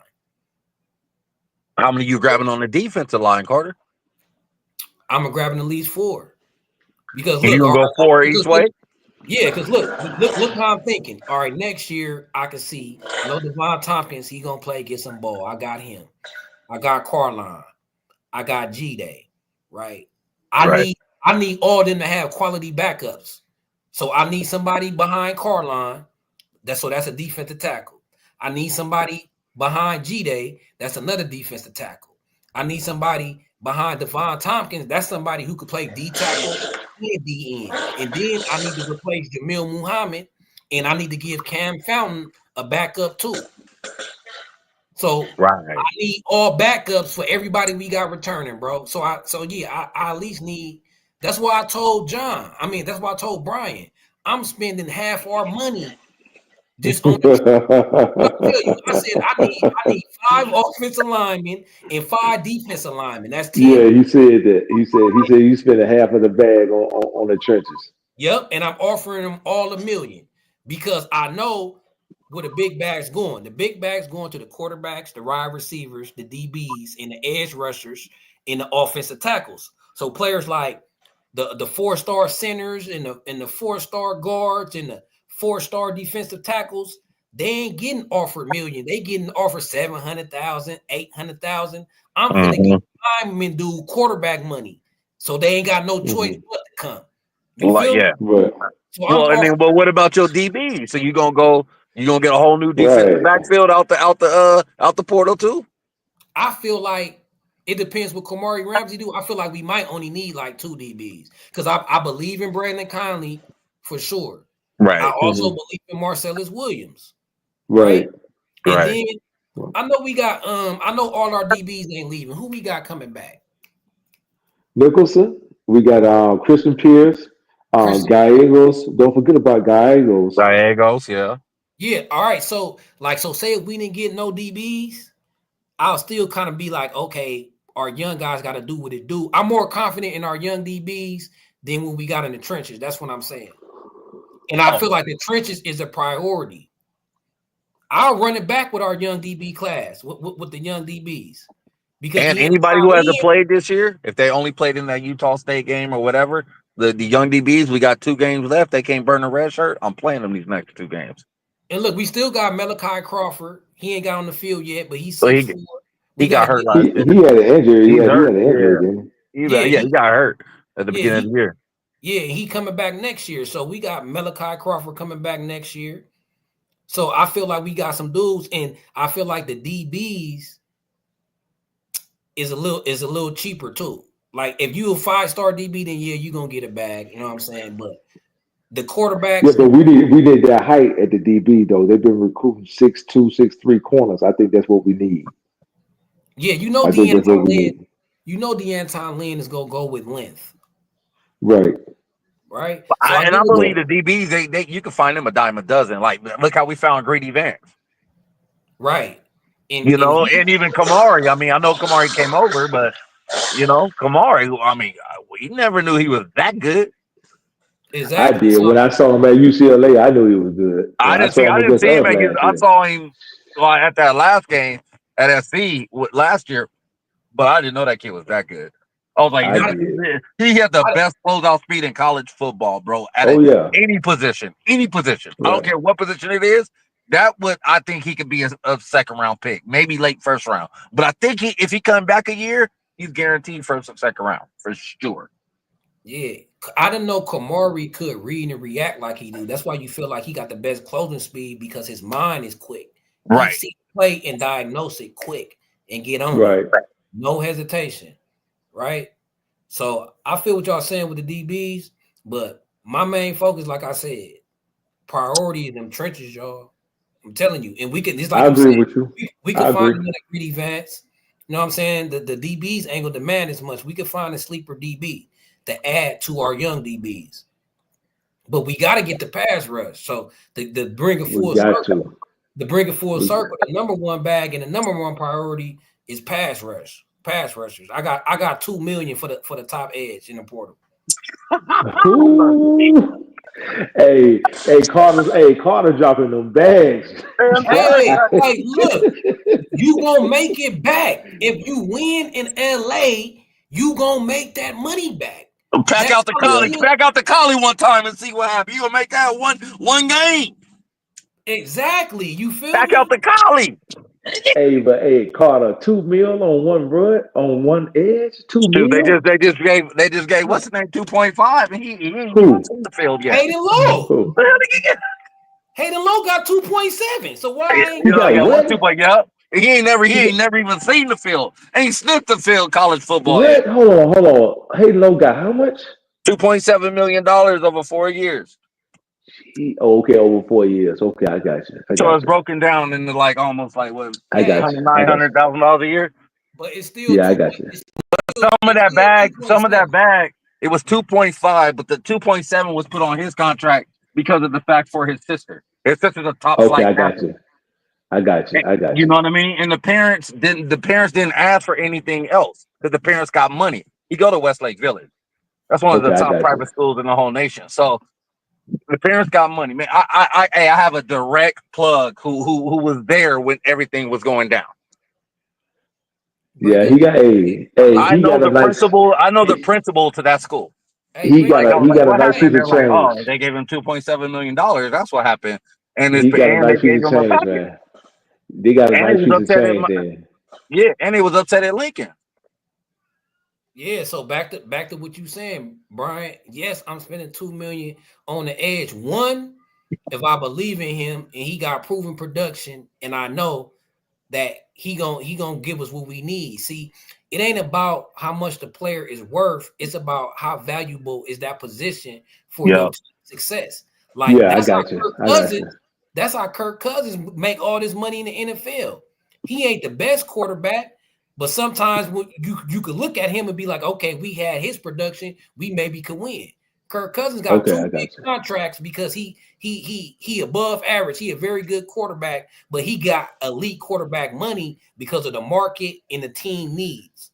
Yep. So you can look at players, is they really worth it? Like what you got to quantify. There's no system in college right now that we all know, right? So whoever the top edge rusher in college right now, we don't know how much he making, right? We don't know we don't know the market, right? So it's like we can't say a kid is worth this much or not until we know the whole market, what everybody getting. right? So we might Who is like this? What did they say in the chat? I mean, on the chat right here. What did they say? We need Ole Miss. What's that mentality? Oh This yeah, portal they went season. big in the portal. Yeah, Lane did go big. He got a good defensive line. it Big look game hunter. Yeah, Lane got a real good defensive line down there at Ole Miss, man. Real good Yeah, but defensive line. Walter Nolan came to SC first. I yep. know. I And know. look, I know inside information on that recruitment, and they said USC gave a disrespectful offer to him to the point they didn't even his agent didn't even give USC a chance to double back.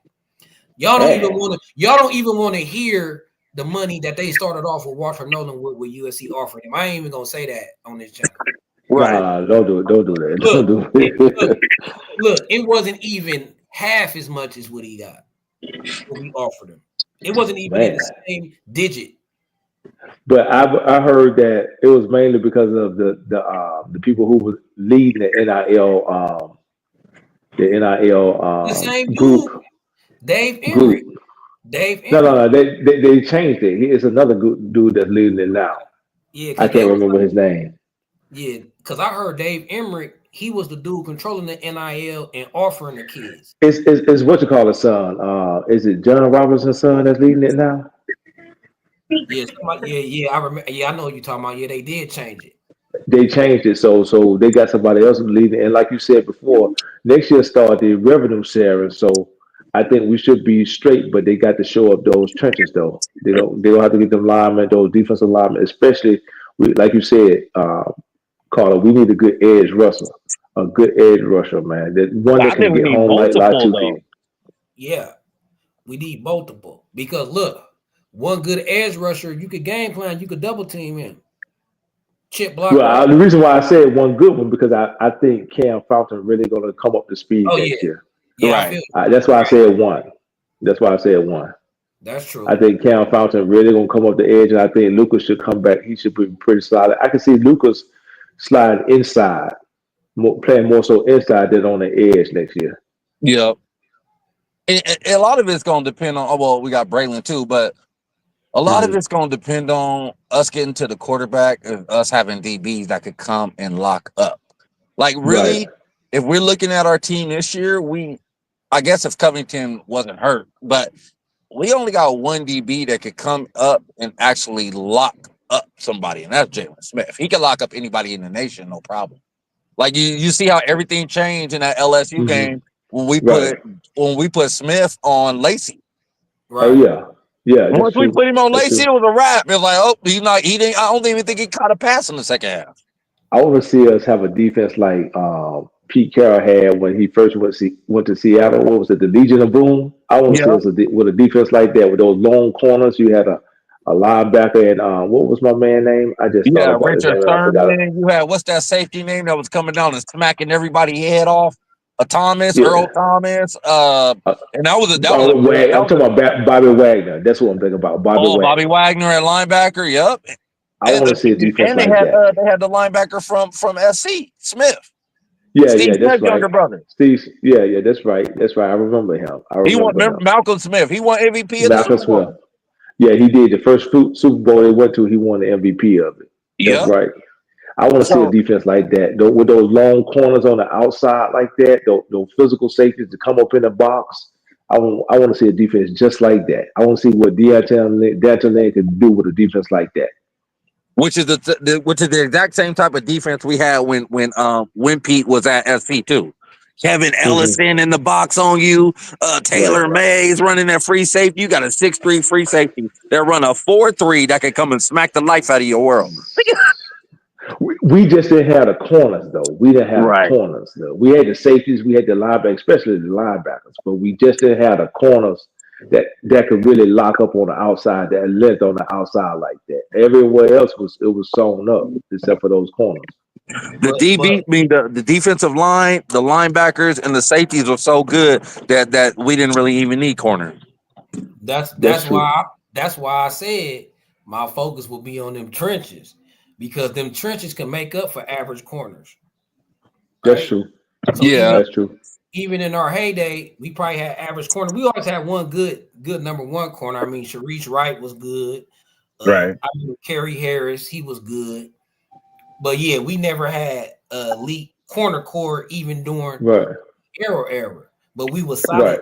everywhere else, so it didn't matter. You couldn't take advantage of our corners because guess what? You ain't getting nothing on the run game. You gonna be behind the sticks, and when it comes to Right. third down, and we gonna get pressure. So it don't matter. It only I matters. think that hurt us against Texas though, because we didn't really do no corner blitzes Well, we that were could we was get hurt Vince because Young on the ground. we had a bunch of injuries that game too. Because can you remember that year? That was who got lost in the sauce, as USC Jay would say, who got lost in the Uh-huh. sauce on that score, that last score that Vince Young made was That was the Brian edge Cushing. fault though. That was the edge fault. He That went was too far up Brian the field. Cushing. No, It That no, was was Brian Brian Cushing was Cushing. a linebacker. He was a linebacker. no, Frosty Rucker actually lost Yeah. contain. Now Yeah, Brian he Oh, went too that's far Cushing, to right. defend. Yeah. yeah. That's who it Now was. Brian Cushing, he could have saved it, but he He didn't make the tackle. No, he reacted too slow. He was just too slow. Vince Young beat him to the corner. So when we Well, I look at think he that was a play, freshman, wasn't it? Wasn't he a yeah, freshman that game? Yeah, he was a He was a freshman. freshman. That was a freshman year. Right. Yep. Right. yeah, he was a freshman. So when you looking at the game, it looked like it was his fault, lost contained. But if you, It wasn't. It was the end. The yeah, end it went was too far up Frosty the Rucker. field. It was Oh, Frosty right. Rucker. Okay. So that's what I was just about to say. We lost against Texas because we was losing contain on Vince Young and all the cheating that was going. I ain't gonna go on that game. Yeah. They That's they the game. did us That's the dirty. most heartbreaking game of USC history, though. And you know They why? did us Because dirty. I know if we played Texas 10 times, we would have beat that Texas team 9 times. I Oh It yeah. believe took, Oh it. yeah. remember, it took Vince Young, he had to throw for 250 and run for like 225. Yep. He wouldn't do that every game against us. Nope. No. And they barely won. But that's neither here nor there. But that's what I was saying. We got to focus on the trenches. And this dude, Logan, said the top NIL schools will always outbid us for the top portal players. I don't necessarily agree. But even if that's the case, if you saying that these other schools is going to spend more NIL money, that's why I was telling Brian and John, if I got a limited amount of money, I'm finna focus that on the trenches then. I'm finna go all in on the trenches then and, Right. and get bargain players in the DBs. You know what I'm saying? But we Right. still have to offer them a decent amount. You know what I'm saying? So I look at it like this. Since revenue sharing kicking in, we could split it two ways. We could use the NIL for the trenches, and we could use the revenue sharing for the skill players. Because they said when revenue sharing kick in, the schools is gonna be able to spend on the books at least $20 million a year on revenue sharing to the team, right? Now, is that just football, or is that for all of the sports? Well, it don't tell you the truth. It don't really even matter because the other sports high school players don't even demand that much money. Like, Right. like a water polo player. Like, ain't too many NIL deals for them. Like, The so only other sport that can demand that money, but only at certain schools, is going to be basketball, and that's yeah, going to be like Right. Duke or Kentucky. You know what I mean? Yeah. and look, basketball. They only 12, 15 man roster. They only getting like 4 or 5 kids a year to commit. So, I don't care what you do. You better give Juju Watkins a bag. I know that. Oh, well, yeah, she got a Juju bag. Watkins, she better get a You bag. didn't see that new Benz they just got her? yeah, Juju Watkins, she already got her bag. She got her Hey, bag. They already get that. They just gave her a new Benz, bro. It's fly. The cool, Is and it they gave her fly? the SUV Benz. She rolling around with the team in out. She rolling around all LA, bro. Like chipped up. Okay, I got But you. see, she got the Hey, I look for NIL them to game. win it this year. I think her NIL game is a little different. I don't think SC really has to give her a bag, like they didn't really have to give Caleb a bag, because she Okay. getting everything off endorsement money. Okay, I got you. Yeah, she know? her own brand anyway. Like, Right, exactly. She's making money Juju Watkins. outside of USC without even USC ain't even got to help her to get it back. Like, Yep, you know what I'm saying? What USC do for her is extra. exactly. Okay, I got you. Yeah, But I see them going to the national championship this year. If they can stay healthy, they got the key pieces around her. Because I watched that game against Ole Miss, and Ole Miss got some big girls. Mm-hmm. But Juju turned it on late. She did her thing late in that game, man. And that girl, you could tell she patterned her game after Kobe. You could tell Hey, look, she watched a lot of film on Kobe, man. She got the hesitation both sides. She really worked on her left hand in the off season. She got the pull up. She got the step back. She could push it out, in transition. Listen, man, that girl special, She's gonna man. break Caitlin Clark's all time point record. That, Watch. that girl is special, man. Juju, and then she about 6'2" with it, man. Yeah. That I girl don't. is I nice. don't even. I don't even want her to break the scoring record because I want that team to be so loaded she ain't got to score 30. Right. Well, they're loaded now.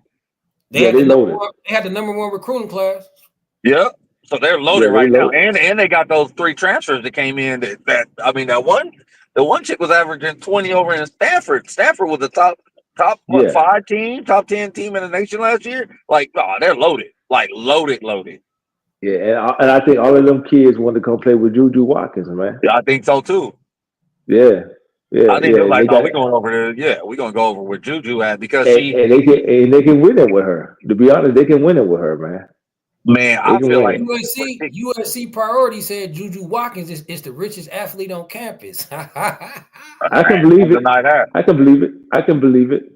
Hey, you see they had her on the recruiting visit with Jakeem Stewart, so that tells you what USC think about her. Exactly. You didn't I see think when they had Travis Scott on campus. He came and saw her and did like an interview with her and all that stuff before he ever went over to the USC football team this summer. I think maybe they had Juju Watkins with Jakeem to talk about NIL, man, and the opportunity and the marketing opportunities out in LA. I believe that's why they had Juju with Jakeem. So she Yeah. could explain that. Which is smart. Yeah, so she could explain it to him, break it down to him. Hey, look, this is where you're gonna make your money at right here. This is where I'm making my money at. You're a top recruit. They want you here. Hey, look, so these are the windows who's gonna open up for you. This is the apartment I got downtown LA right here. This is the car I drive. Man, listen, it's a sweet deal, man. The LA market, man. When USC is winning, it's a sweet deal. Man, just imagine as a kid. I mean, they're kids, or we Hey, consider them kids because we're older. hold on, John. Hold on. All right. I want both of y'all to approach what USC priority said. Y'all can explain that. Read what he said. Hold on, what is he saying? Hold on. You do get some. Most people just gotta collective. I wish people would explain the difference more. Yep, that's exactly what it is. So Right. that's how Caleb didn't really come over here for a bag. Caleb got a bag from a real deal, having sponsors, having Right. like going to events. That's a SE. See, these kids don't realize that they're in LA. They're looking at I'm gonna go to live in I don't know College Station where Texas A&M is. Texas A&M literally has to give out the money. And when you're Right. coming to LA, you got businesses. I was just Right. about to say this. Imagine just for this alone. Imagine if you come. Imagine this. B. Jinx, you were just saying. Imagine if you go to downtown LA. You got you a condo in downtown LA. Right. You got you a cool whip. You don't even got to have a Benz or nothing. You got your cool whip. Campus is 5-10 minutes away. Right. You got some money to spend. Right. That right there is a setup for the best. Not even that though. Imagine you got all these donors that you could connect with. So you can be Right. able to go out. You signing contracts. You're signing autographs. You're doing all these different type of events. You're meeting people who live in Redondo Beach, Manhattan Beach. You could go hang out in the marina every day. You could go down to Right. Orange County and kick it and go to Newport. You know what I It's mean? about networking. It's about networking. Yeah. It's the networking opportunities that's out there. That's what I was saying. The market that they in, man, is perfect. It's prime when when USC is on top, and now that you have this revenue share and this collective that listen, the opportunities are endless as opposed to like you were saying, going to College Station, going down to Auburn, even going to up there to Ohio State somewhere to where you might have a car dealership that might give you a little bag or whatever. But other than that, that's it. Ain't no real marketing in that. And it's You in just get a Ohio, bag. bro. Right. Ain't no You're real not in marketing in LA. that. Right. So I don't I understand just it. got That's back from the why. East Coast, right? I just got back from the East Right. Coast. So people are like, oh, you live in LA? I was like, yeah, well, what you think about being in New York? I've been in New York several times in my life, but I'm like, it's way better. LA is way better. Right. And they're like, "Wow, I was Right. like, man, y'all got to deal with the cold weather. I Right. know y'all got Right. 4 seasons. And that's Y'all another hyped on thing. that." That's another thing. In December, you got 70-degree weather out there in LA. Why the hell? And I'm going back to Juju Lewis. Why the hell would you want to be in Boulder in December? That makes no sense. That makes zero sense. And back I back don't to get what it. to the back to USC priority though. The difference between the NIL and the collective bag is just that. The collective bag is donor money that people that then donated to the program to spend on the players.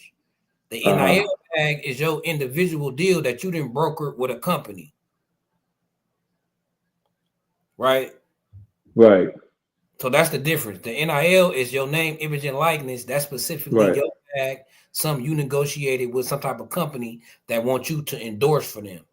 The That's collective true. money, the collective money is the money that being raised and donated to contribute to the roster. So the Right. collective, you're gonna get what the coaches feel like you worth. The Right. NIL, you're gonna get what these companies feel like you worth. And that's the main difference between NIL and the You collective. having your own brand is going to take you to a whole different level, and it's going to last you longer because it's your brand. So if you're going to have your brand, it's going to last you through high school. It's going to last you through college. It's going to last you through the NFL, and then the rest of your career, whatever you do, because it's your brand. You're branding yourself. So you're not That's branding true. FC. You're not branding, let's say you go play for the Ravens. You're not branding the Ravens. You're not branding whatever high school you go to. You're branding yourself for who you are. Like, That's and true. I think a lot of kids that they're doing a good job of the branding, but they just don't understand, like, no offense against somebody like Juju. He's doing a great job of branding himself, but he's not doing it in a smart way. And No, I would say he's the not. only reason why I would say that is because you're not branding in where all the brand is, which is in LA. And that's what Juju problem is. All that, just like Brian said, all that time he was spending in Colorado, he could have He been should coming be in Los to Angeles. LA No, he network. should have been out here networking. Exactly. Right. He should have been coming to LA networking. Forget a Juju burger. Was it? Right. You know what I'm saying?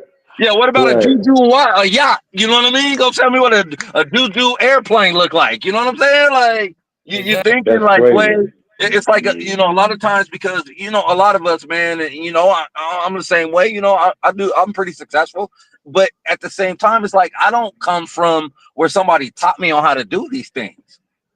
So when, Hmm. like I was saying earlier, with the parents, especially even the kids too, especially if y'all listening, start learning this stuff now. If you know you got the talent to do it, or whatever you want to live your talent in, it doesn't have to be Hmm. basketball. It doesn't have to be football. It doesn't have to be a sport necessarily. But start learning that stuff as you're young, so you can set yourself up, long term. Look at somebody like Jay Paul. He started when he was in high school, dude. Right. His own brand. We know him by Jay Paul. We don't know him like anything else. He was Jay Paul before he was the boxer. He was Jay Paul before he was like brand yourself, and everything else will work itself out, and you'll have more power Right. But like you because saying you earlier, control it. what like you were saying earlier though, what's a better market? Would a better market be LA or would it be Boulder? That It's made gonna no be sense. LA. I think his dad screwed him over. I really think his dad screwed him over by telling him, "Hey, look, take all of these trips out there to Boulder and keep Yeah. playing with the process." When he had it locked down, he was in a perfect position, Look, and he had what's most important is he had Riley on his team. Riley was now look, team Juju. now look. This is the power of the SC. Before I close this live out, we've been going 2 hours. I'm gonna close Yeah, it live. yeah. But look, to any recruits that's watching, this is the power of USC right here. Now read this. This happened in August. It's a Jordan brand has signed the first NIL football athletes in Nike Inc. history, landing the USC brothers Zion Branch and Zachariah Branch to a multi-year NIL deal. They Right, the first athletes ever. And right. Zion Branch ain't even touched the field. Right. They the first. I think it was mainly off of Zach though. I think I Zion know, was but look, off of Zach Cloud, we got your brother too. right, Right. right. Right? That's the power of USC. Nobody can't take that away from them or us. We got the first ever NIL football athletes in Nike, not even an Oregon athlete. Right. Think about it. It's say the Have you first seen NIL football when athlete in Nike Inc. history. That's the power of USC. Hey, Carter, before you close it out, I got a question for you. Would you like to see the uniforms with the Kobe logo on it, that Mamba logo on it? You know what I'm talking about? I The would love football that. uniforms. I would love that. Everything I can see about that. it. I can see those really popping out there in LA, man. Hey, I would love it, but they better not lose. Look, I want us to get. I want us to get the Mamba uniform, the black USC uniforms. That's what I was going to ask. You know, with that Mamba Hey, I think, logo hey, on and it. especially for the night out games, come in the black. Oh, that'd be like for the white out for Penn State. Yeah. But some USC fans be like, "Oh no, we need to never change our jerseys." Right. And I tell them, I said, "But look, they say, oh yeah, USC is one of them schools like Alabama, Penn State. We never change our jerseys." But that's a lie, because if we never change our jersey, how we just had a throwback jersey game just the other day. Right. So I say USC there. do I say make there will be adjustments to their fire. jersey. There will be fire at night with that Mamba logo on it, maybe illuminated on the jersey. You know what I'm saying? Yeah. Man, Yeah, That would be man. fun. That man, would For be the fire. night I would game like to. too, and put it in Yeah, for the black, night like the game. black number That's what I'm jersey. talking about. That's what I'm talking about. The night games. Yeah. Only at night. hey, look at his Yeah. helmet. Look at his helmet. Similar See, to that. Similar to that.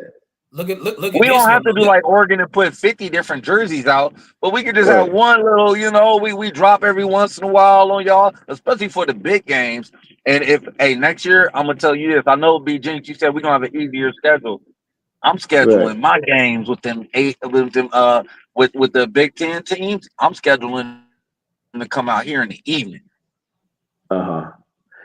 Yeah. You Hey can't Just tell like me when Carter. we his come helmet See over if you ain't here can for find right that. here. Hey Carter. See if you can find that black jersey Oh that yeah, they I can had. find it. It's right here. It's different little forms of them. Like here go one of them.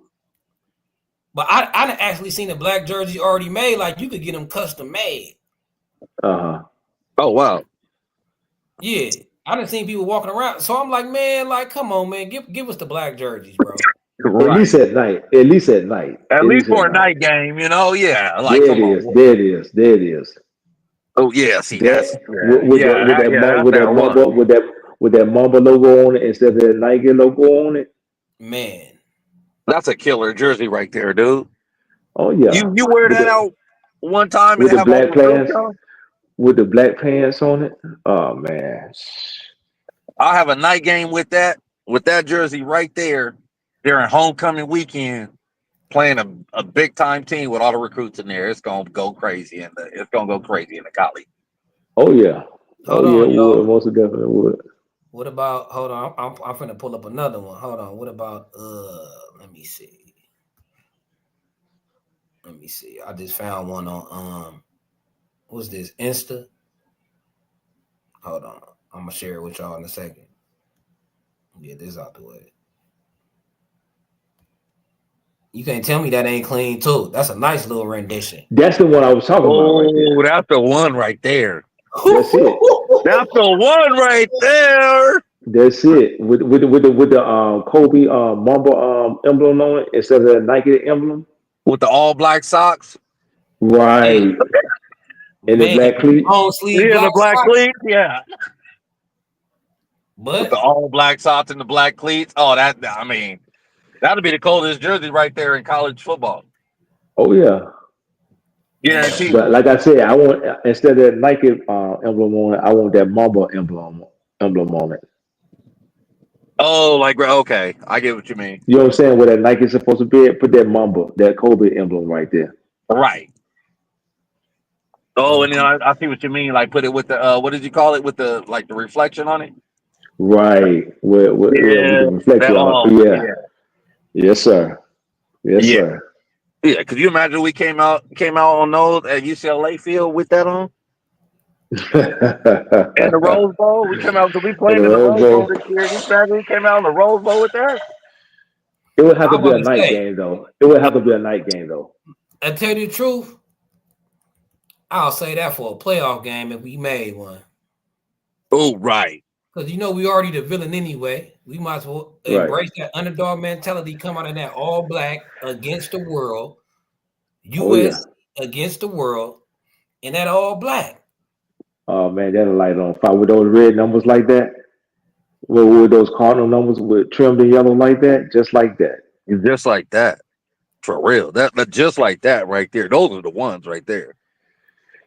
Well, yeah, if you ask half the fans, I say it'd be the older fans like Mark Koken and them, like Yeah, they don't want to see it. They don't want to see Yeah, that. But that one, they that old school, man. Like, it's like, all right, I get, you got the plug and on campus and all that stuff, but like some things you got, you got to move with the generation, man.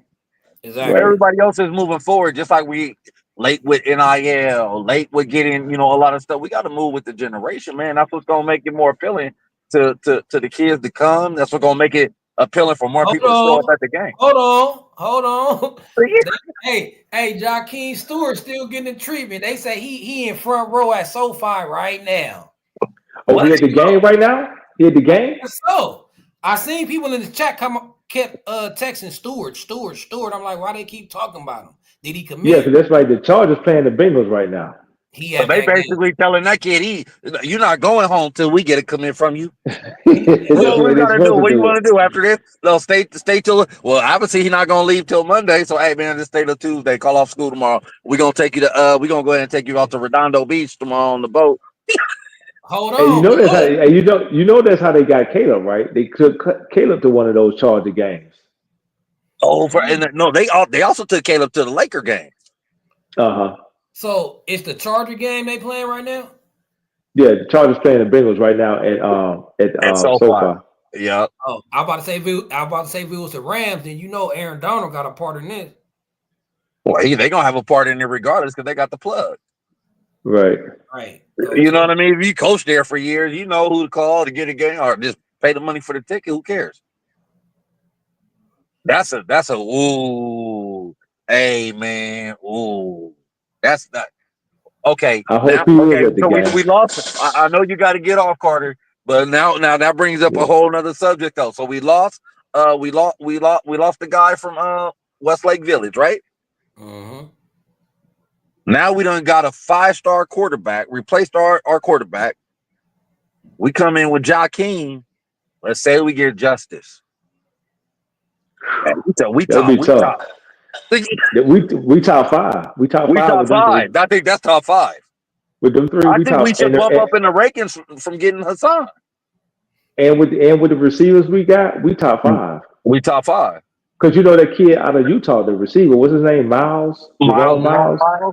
He a 5-star. No, yeah. Hey, that kid is the number one.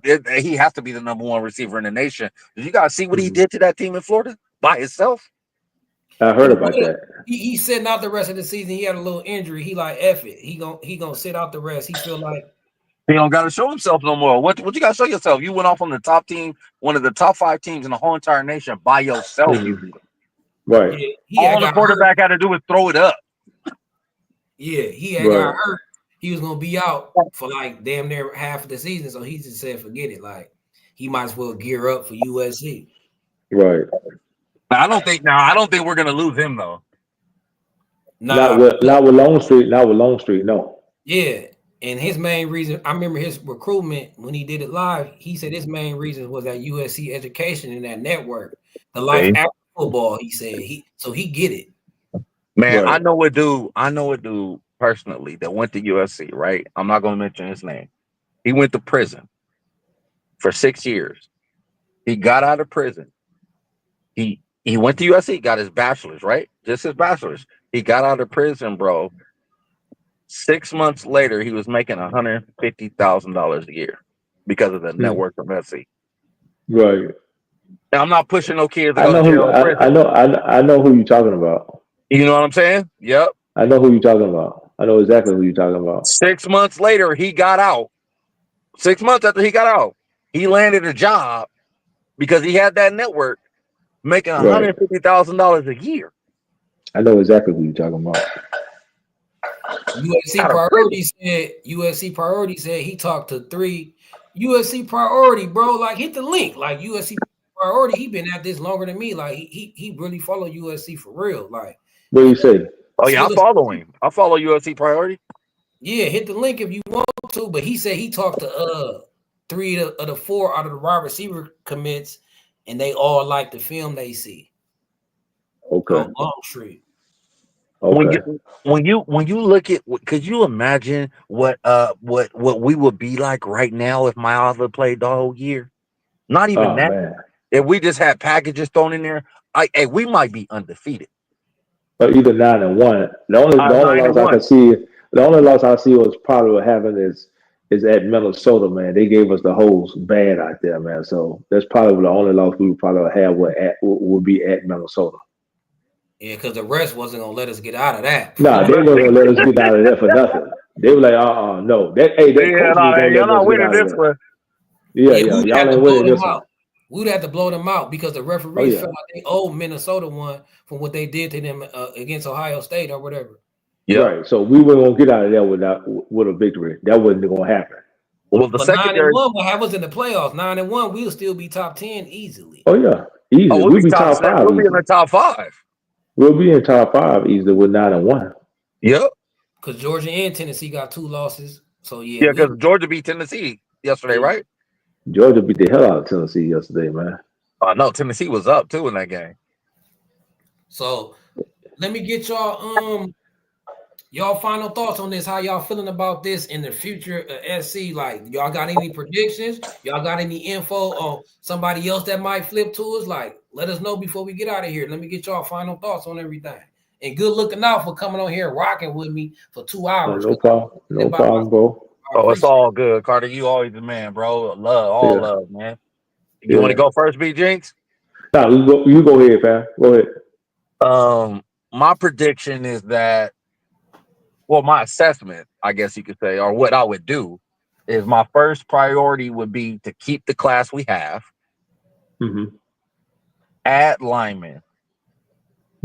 I believe we're gonna get Stewart. I believe Stewart's coming. I think that's a done deal.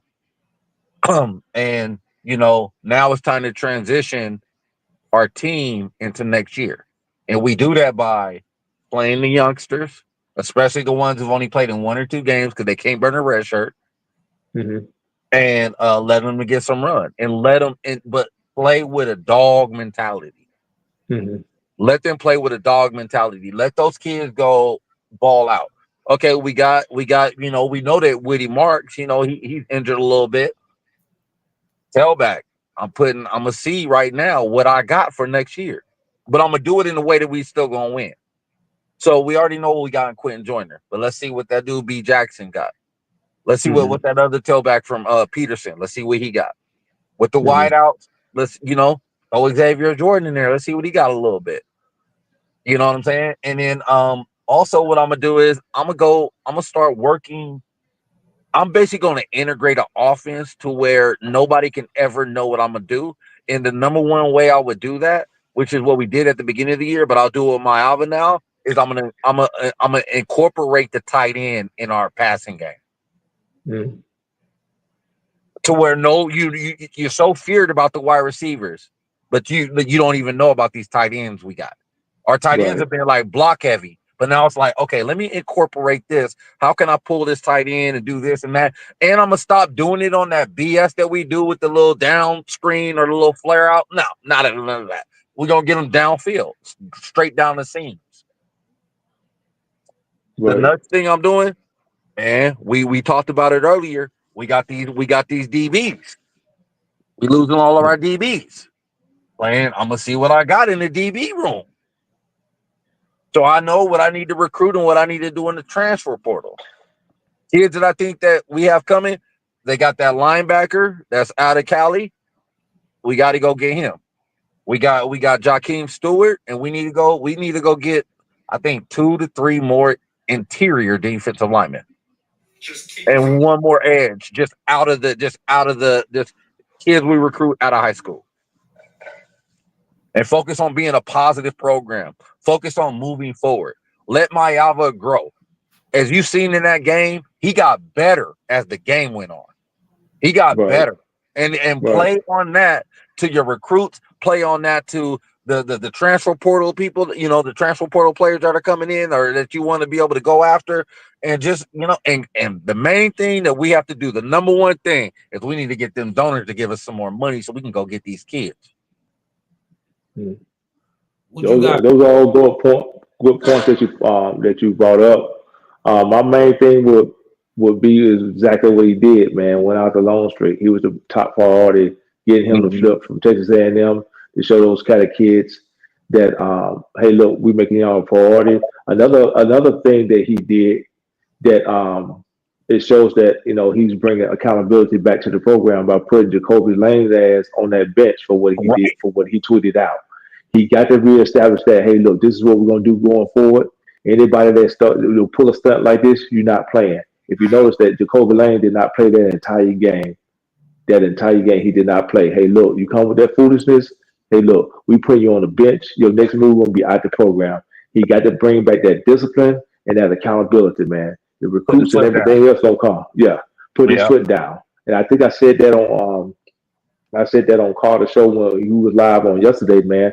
I mentioned accountability about that because I had pointed out to Carter that Jacoby Lane hadn't played the whole game. And then that's when Carter told me that he had sent out a tweet he was supposed to send out. I was like, well, he's making the right move. He got to start bringing back accountability and discipline to the program. That's the only way, you're going to see some positive results next season. It does line up for, we do have a favorable schedule next year, but if these kids are not held accountable, man, we're going to get the same results in these games with these penalties. We're going to get the same results with these false starts and everything. Everything has to start with holding these kids accountable and locking down Cali. And that's what I see, Carl. Yeah. And this was actually, even though we took a lot of losses, this was actually a great year for us to learn what it is in the Big Ten, especially when it comes to the physicality of it. Oh yeah. And this is what I want to say that this y'all covered a lot. What I was going to say, what I want to say is about this. What I hope this means, everything we've been through this year, the decommitments, the commitments. I hope this wake up Lincoln Riley eyes to recruit California harder. Before this Longstreet commitment, I seen him at Modern Day. I think Lincoln Riley, he's stubborn. This is what I learned about Lincoln Riley. He'll come around to the truth, but it'll take him a long ass time, right? So hopefully, Juju decommitting, Longstreet committing, and then our Cali players holding it down, saying that it's USC or nothing, it's Cali ball. I hope that motivates Lincoln Riley so he can see, okay, I do need to focus on these Cali kids. Yep. And the second thing I hope it does is let the office of the administration know, okay, for us to compete, we got to play on these players. We got to be aggressive at getting these players, right? We got to win and we got to pack the Cali. We should feel bad when the Cali is not packed every game. So hopefully everything that we went through this season, get our mind right, basically. Focus on these California kids and stop playing with this bag. Realize this the semi-pros, right? And take the approach and do what we got to do. If they paying attention and they really love this program, I think they going to come to the light like where the fans been all this time. USC need to start listening to the fans. And I feel like things that been going on the field and off the field is going to push them in the direction of what we thinking. Up this NIL bag, focus on the Cali recruits, and we good. And then Carter, just piggybacking on your point, pay the Cali kids, all they family coming to the Cali packed out, everybody win. Hey Carter, you said Jakeem Stewart at the game? That's what USC Priority told me. I ain't watching. Man, look, Thule having a game, man. He just got another sack. So I hope Jakeem still, I hope Jakeem watching this because Thule going off in this game. Man, and then have Thule come talk to him after the game. You know he is. You know he is. Right. The reason he ain't just there to watch the game. He gonna talk. Thule just got his second sack, man. Exactly. Of the game. He just got his second sack of the game.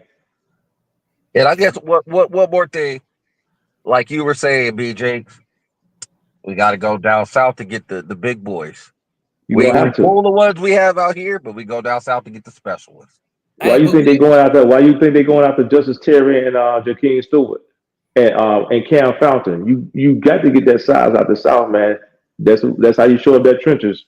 Hey, B Jinx, we ain't gotta tell them that. We ain't gotta tell them that half of our coaching staff is from the South. They already doing that. Right.